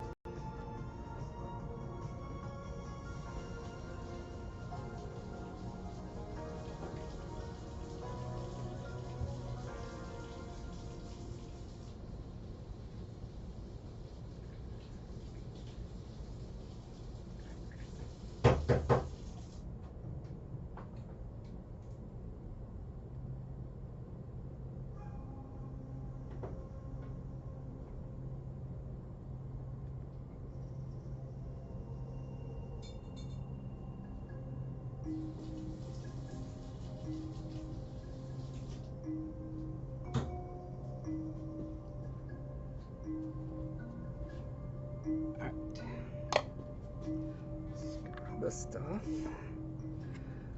Do not need.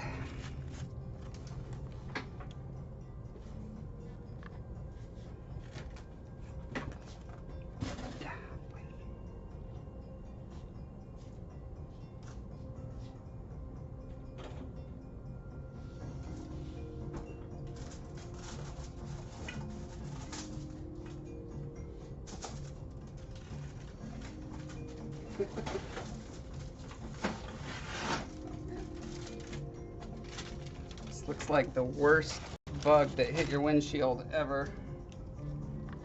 Look at that.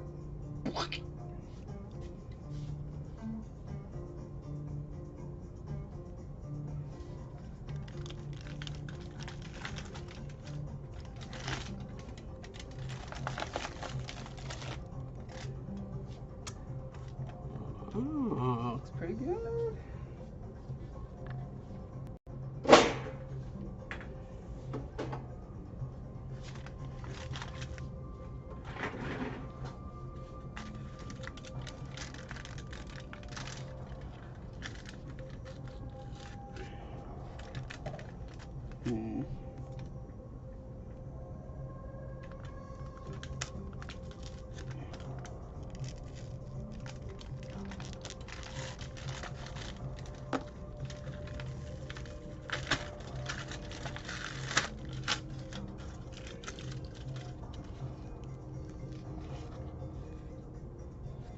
I always wonder if I could use this stuff for anything.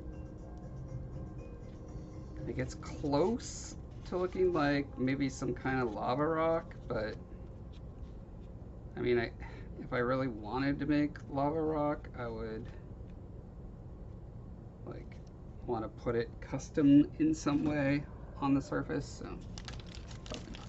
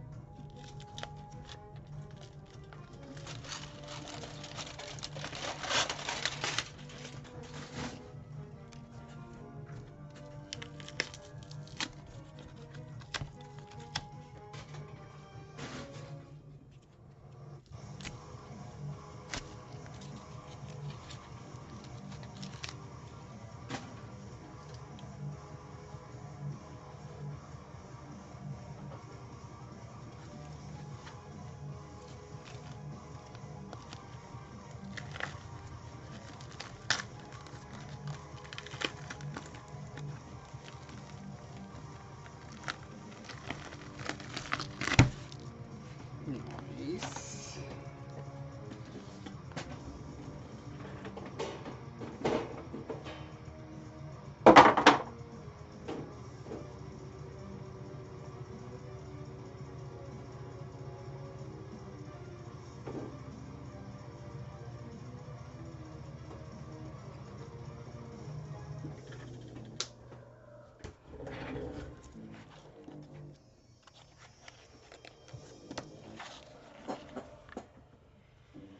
Where did I put my big old scissors? Oh.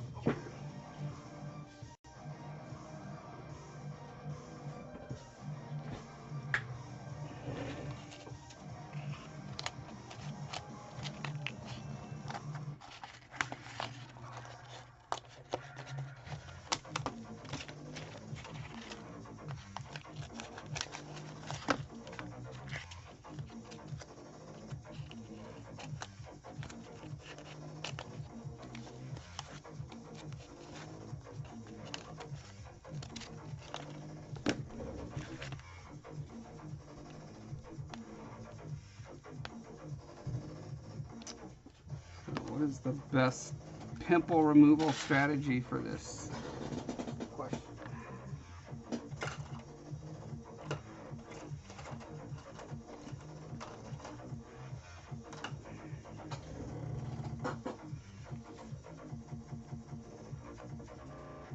like tweezers might be best.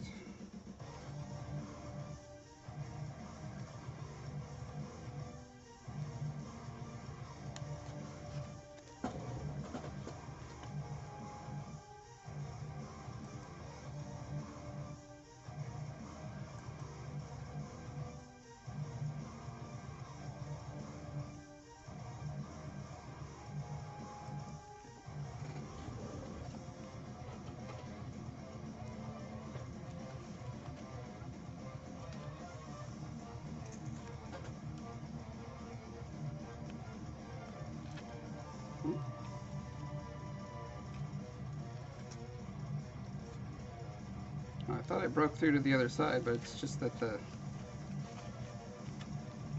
hollow in there.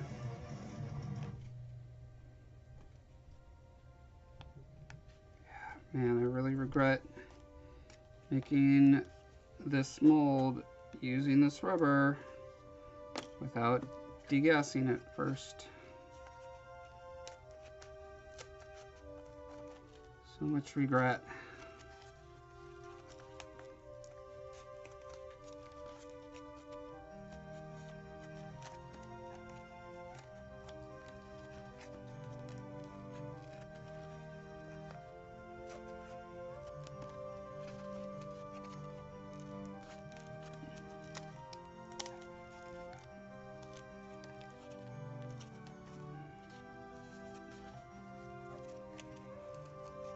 Oh, hey, this is interesting. I'm showing my current viewers at 0. If anyone is actually watching, can you comment that you're here? Because I'm not sure how accurate this thing is. Or if I had a technical hiccup. Or maybe I am truly alone.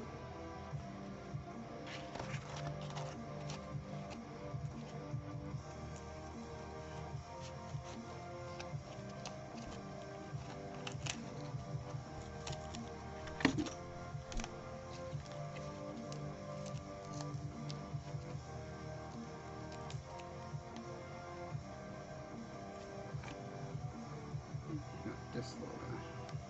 Yeah.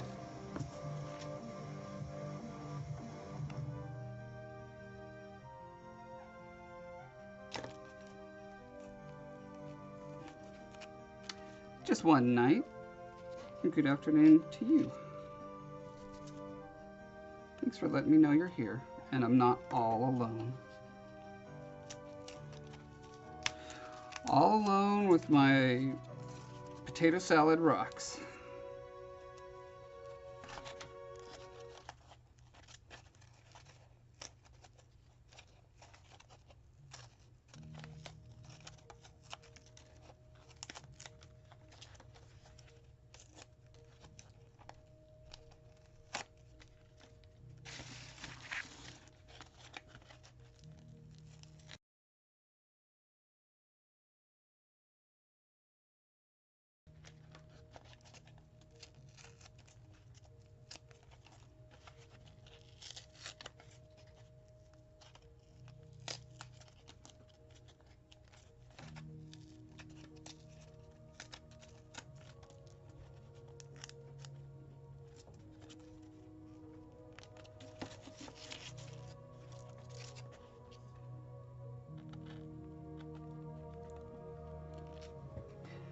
I'm not alone. Foam in your camper. Yeah, it is. I stole it from your camper, in fact.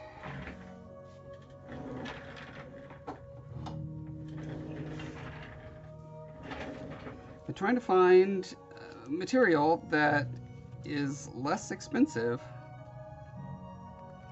but it's still paintable, and that I can put in my molds to make my rocks. So like lightweight, check. Reasonably priced, check. Paintable, check. The only thing I'm not super hyped about it is I do think that over time it gets quite a bit stiffer.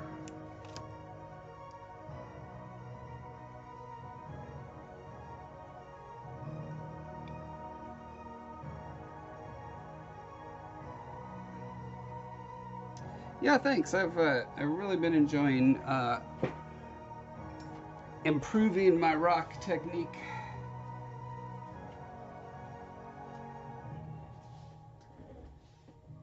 I was just showing these ones. I cast these out of foam it, which is like great stuff, but you know, professional stuff that you mix, and it actually turned out worse. Like, it's got all these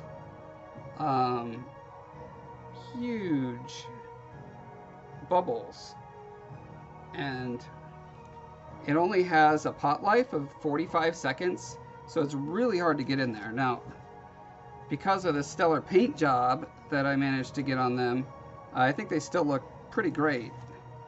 But you know, if you look close, you'll definitely see problems.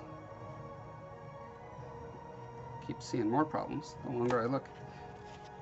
But yeah, I'm really happy with these. Like, you could scrunch them up and then bloop, insty rocks. It's really fun.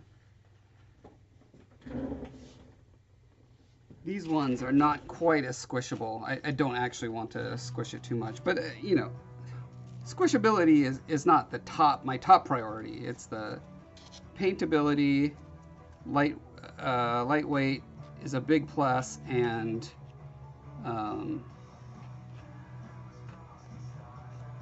price. Like, I want to be able to sell these things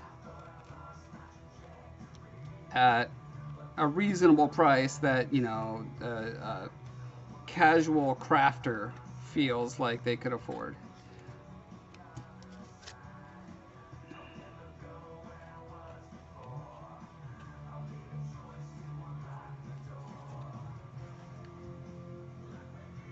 I'm thinking what I might try next with these guys is actually a hard mold, because if I'm going to cast it in soft stuff, you know, there's a huge flashing here, and that's because this expands, so it puts pressure on the mold, and the mold is made out of flexible rubber.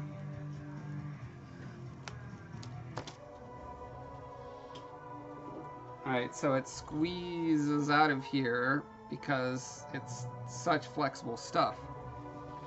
So if I make a mold out of something much harder and then spray the foam into that, I imagine I'll have better luck.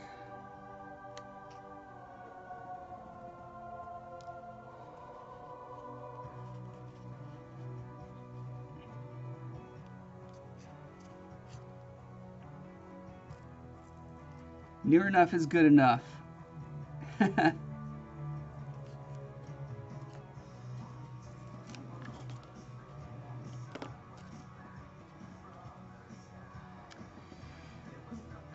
Shocked and horror that you're an Aussie perfectionist, which means you're out of sync with your larger culture. Huh?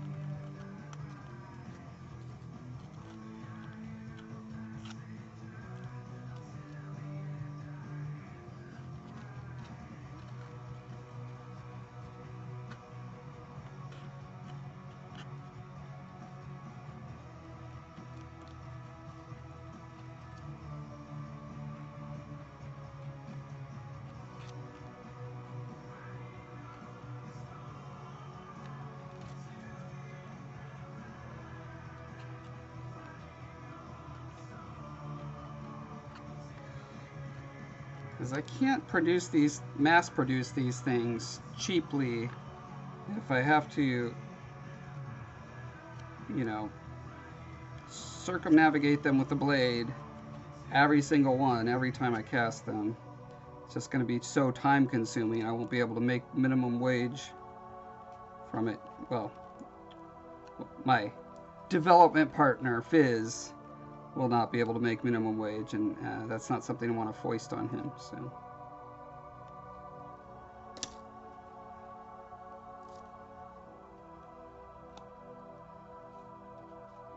If I were a pure capitalist, I could just be like, you know what? I'll just send the raw bucks to Malaysia, and child labor can take care of it. Could do it for like 5 cents a piece, and then I could sell them for $5 a piece. Viola.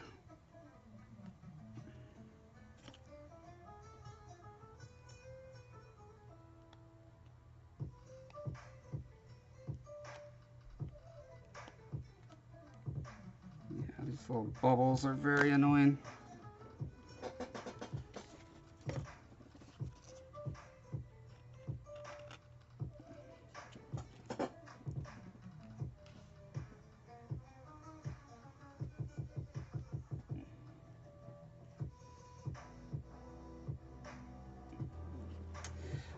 That's right, yeah, all of these are 100% scratch built by moi.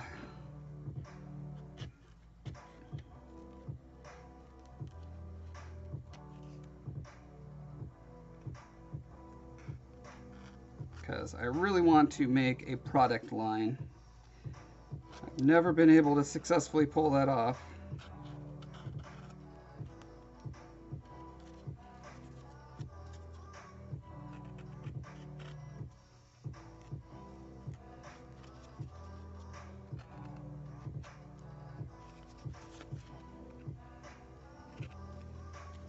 But every revision on this, I feel like I'm getting a little bit closer to having a coherent strategy for doing so.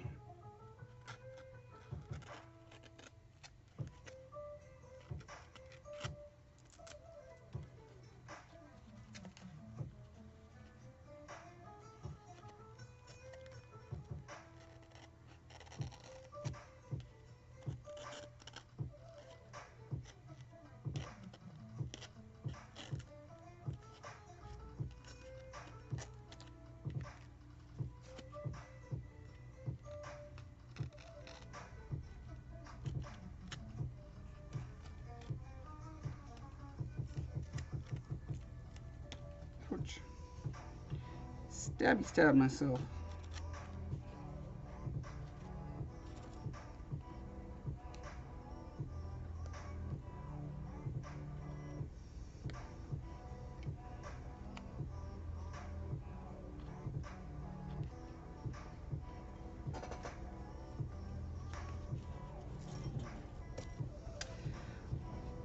Thinking even bigger than that, I think that the stuff that I'm making, like all these various textures of, you know, man-made rock walls, natural cliff walls,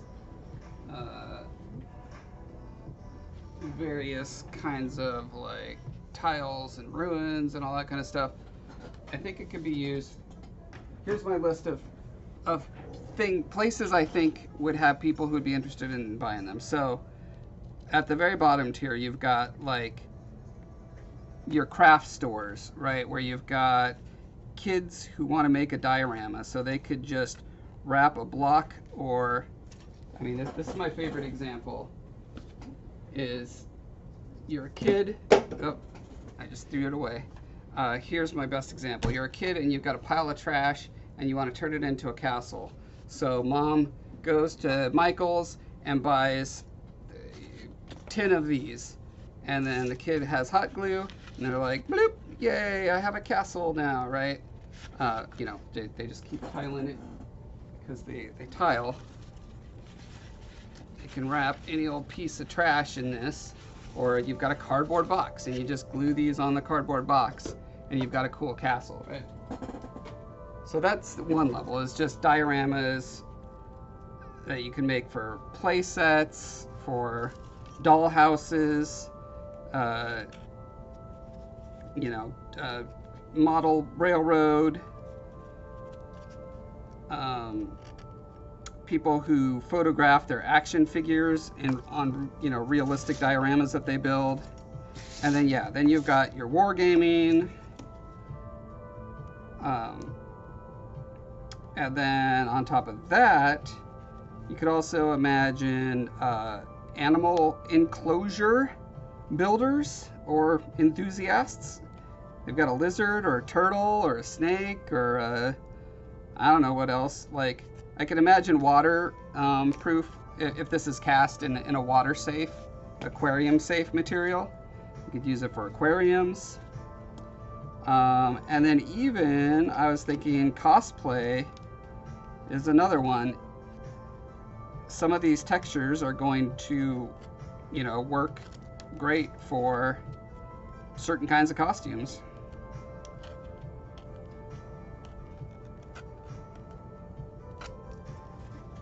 We've got these. Wait, where'd they go?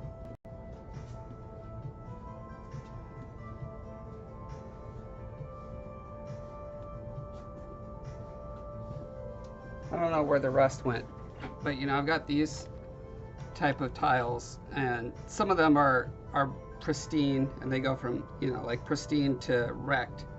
So this is basically made for wargaming, right? But the pristine version of a hex pattern on a flexible material that can work great for various costumes and stuff, right? So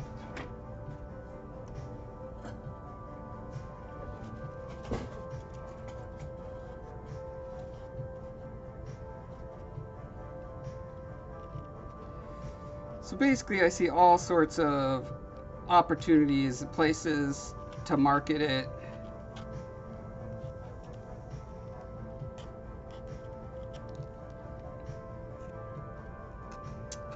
There are some companies that do kind of similar things to this. After I had the idea, I started doing some research. I was like, surely someone has already done, you just buy a texture in a bag and slap it over stuff. And there are some. And most of them are just absolutely terrible and really expensive. So I see a market for making super high quality ones that are moderately priced. If I can figure out how to get them to moderately priced, that's going to be the trick. Ideally I could get these done in a factory, but that's not something I have experience, time, and contacts to really do. But I thought I could start with more of the handcrafted ones, and if it starts to take off, then I can start looking into being able to invest in the factory stuff, getting the actual like metal dies made, because those things can be like tens or hundreds of thousands of dollars to get mass production dies created.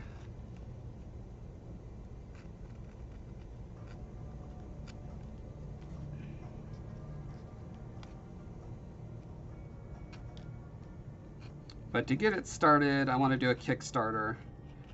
I don't want to do the Kickstarter until I've got my, I have a viable plan, to at least get it started with the handmade versions.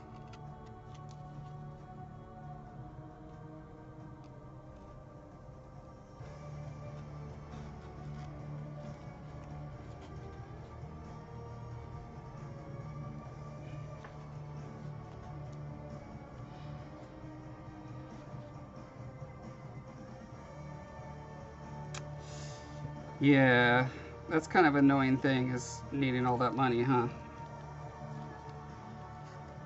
I don't know why my dad was such a jerk and didn't just own an emerald mine so I could inherit the money that I need to do all my cool ideas.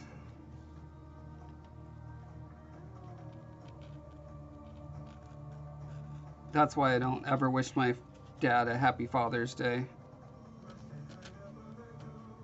He never gave me an emerald mine inheritance.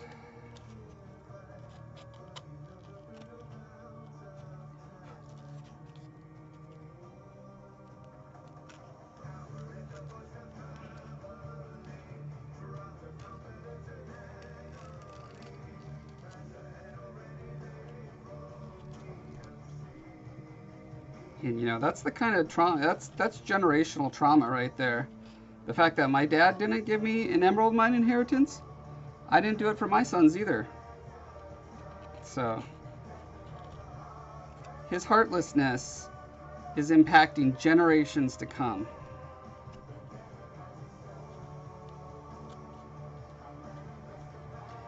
On the other hand, the fact that I didn't have that inheritance means I also didn't end up on a janky submarine visiting the Titanic recently, so maybe I should count my blessings.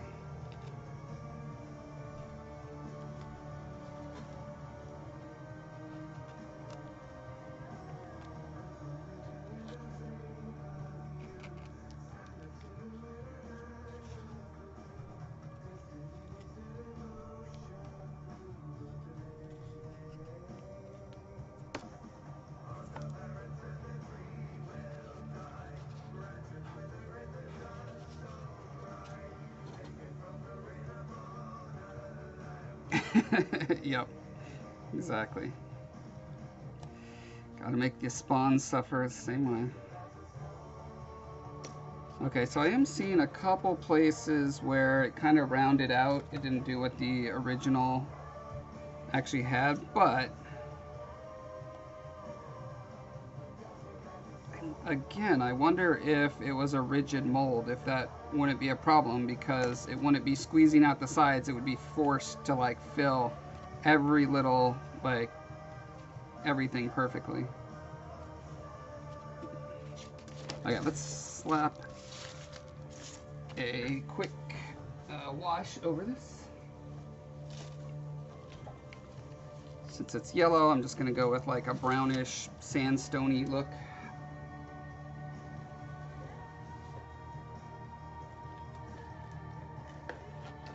Or maybe I should do...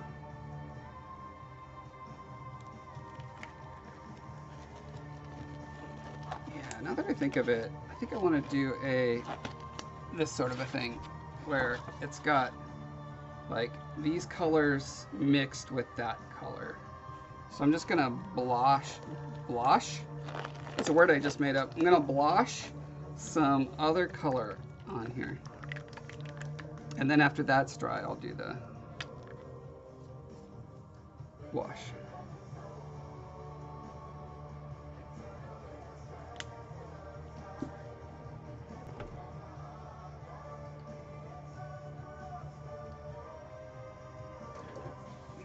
It's bloshing time!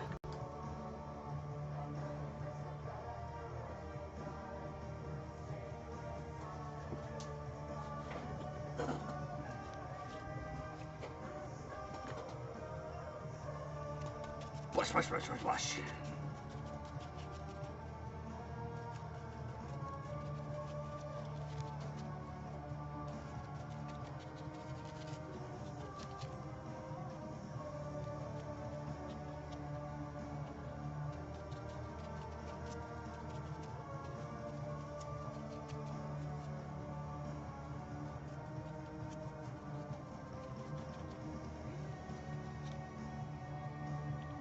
Beautiful.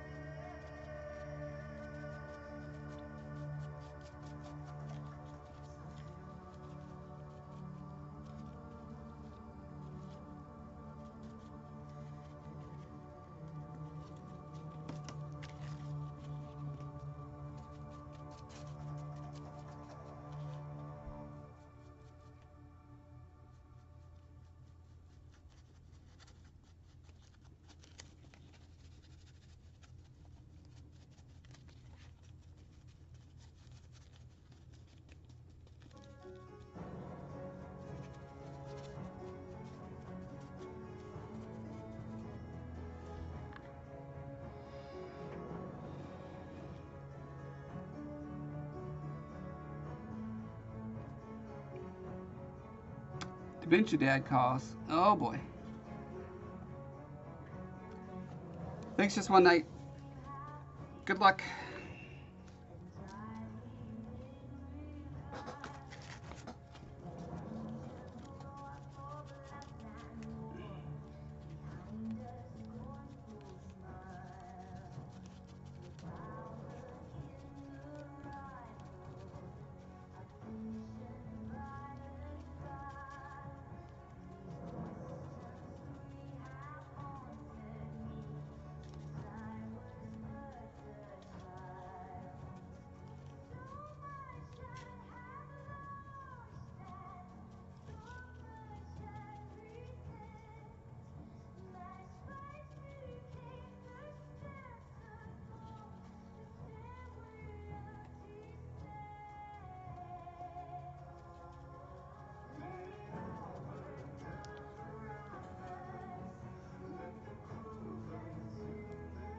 Alright.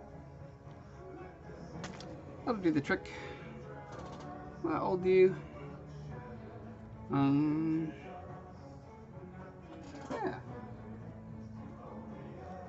Should I do a quick wash over this? Doesn't matter. We could do a really watery wash over this, I think. Let's do that.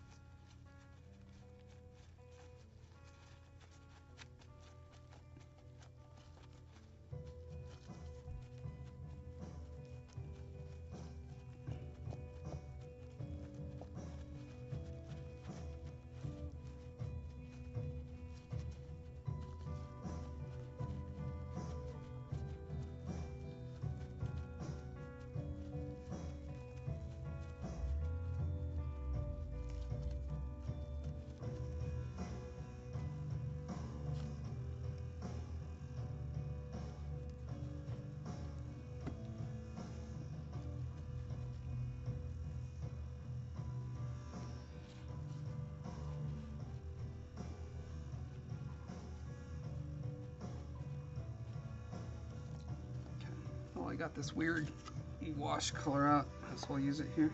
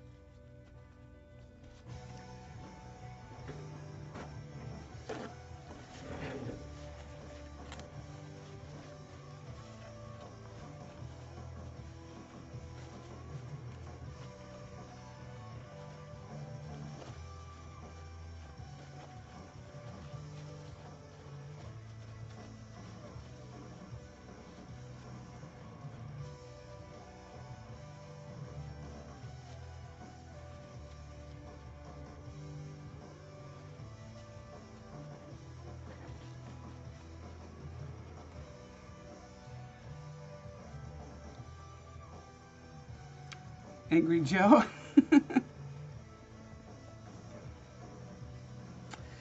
I met Angry Joe once when I worked at ArenaNet.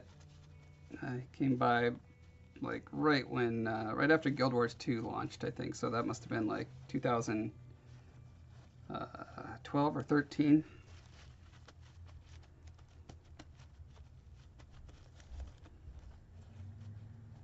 I doubt he'd remember me though.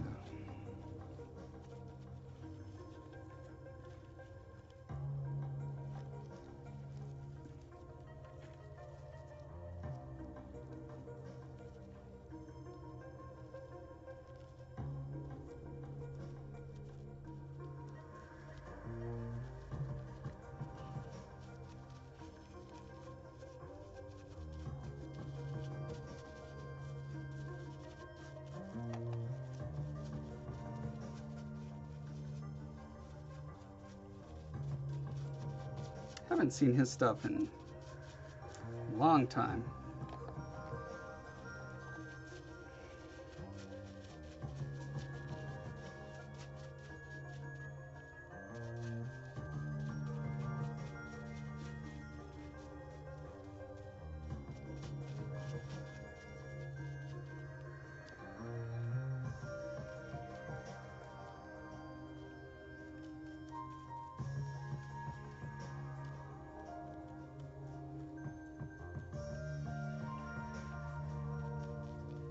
I think I might let this sit and evaporate with these puddles in here.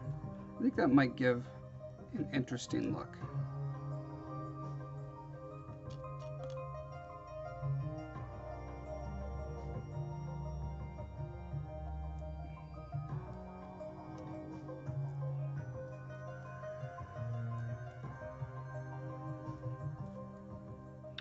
Still angry about everything?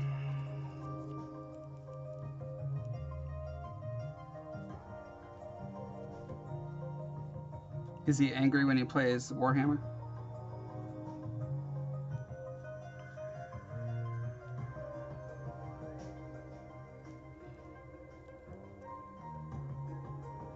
That must be annoying to have started during, you know, when that was the fad, right? All angry dudes yelling about games was like half of YouTube at the time. And then like you want to go on and make other kinds of content, but you're stuck with this persona and name. Like maybe if he didn't have the name Angry Joe, it'd be easier, but in his angry army.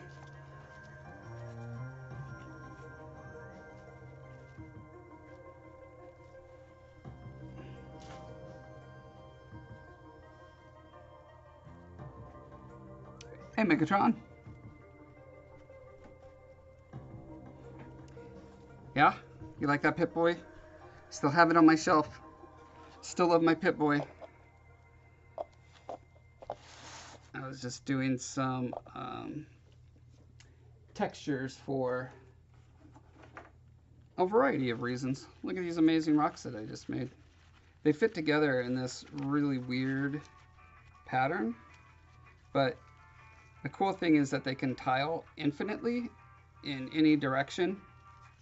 Once you figure out the cheat code for how they tile, it's it's actually pretty hard to remember. I need to print out the diagram and bring it down. Man, how? Maybe these two can't go that way. I don't remember. Anyway, the point being, they're pretty fun, and they're squishy, squashy rocks made from scratch. I'll be having a video about this pretty soon. You're gonna do your own Pip-Boy tomorrow? That's cool. I'd love to see how it goes. I've got a Discord if you want to share pictures of it. Discord link in the description. Okay, but right now I have to go take my wife for a walk. Sometimes she needs walks, you know. This sort of thing is just the reality, the burden of having a cute little wife that needs walks sometimes. So I'm gonna go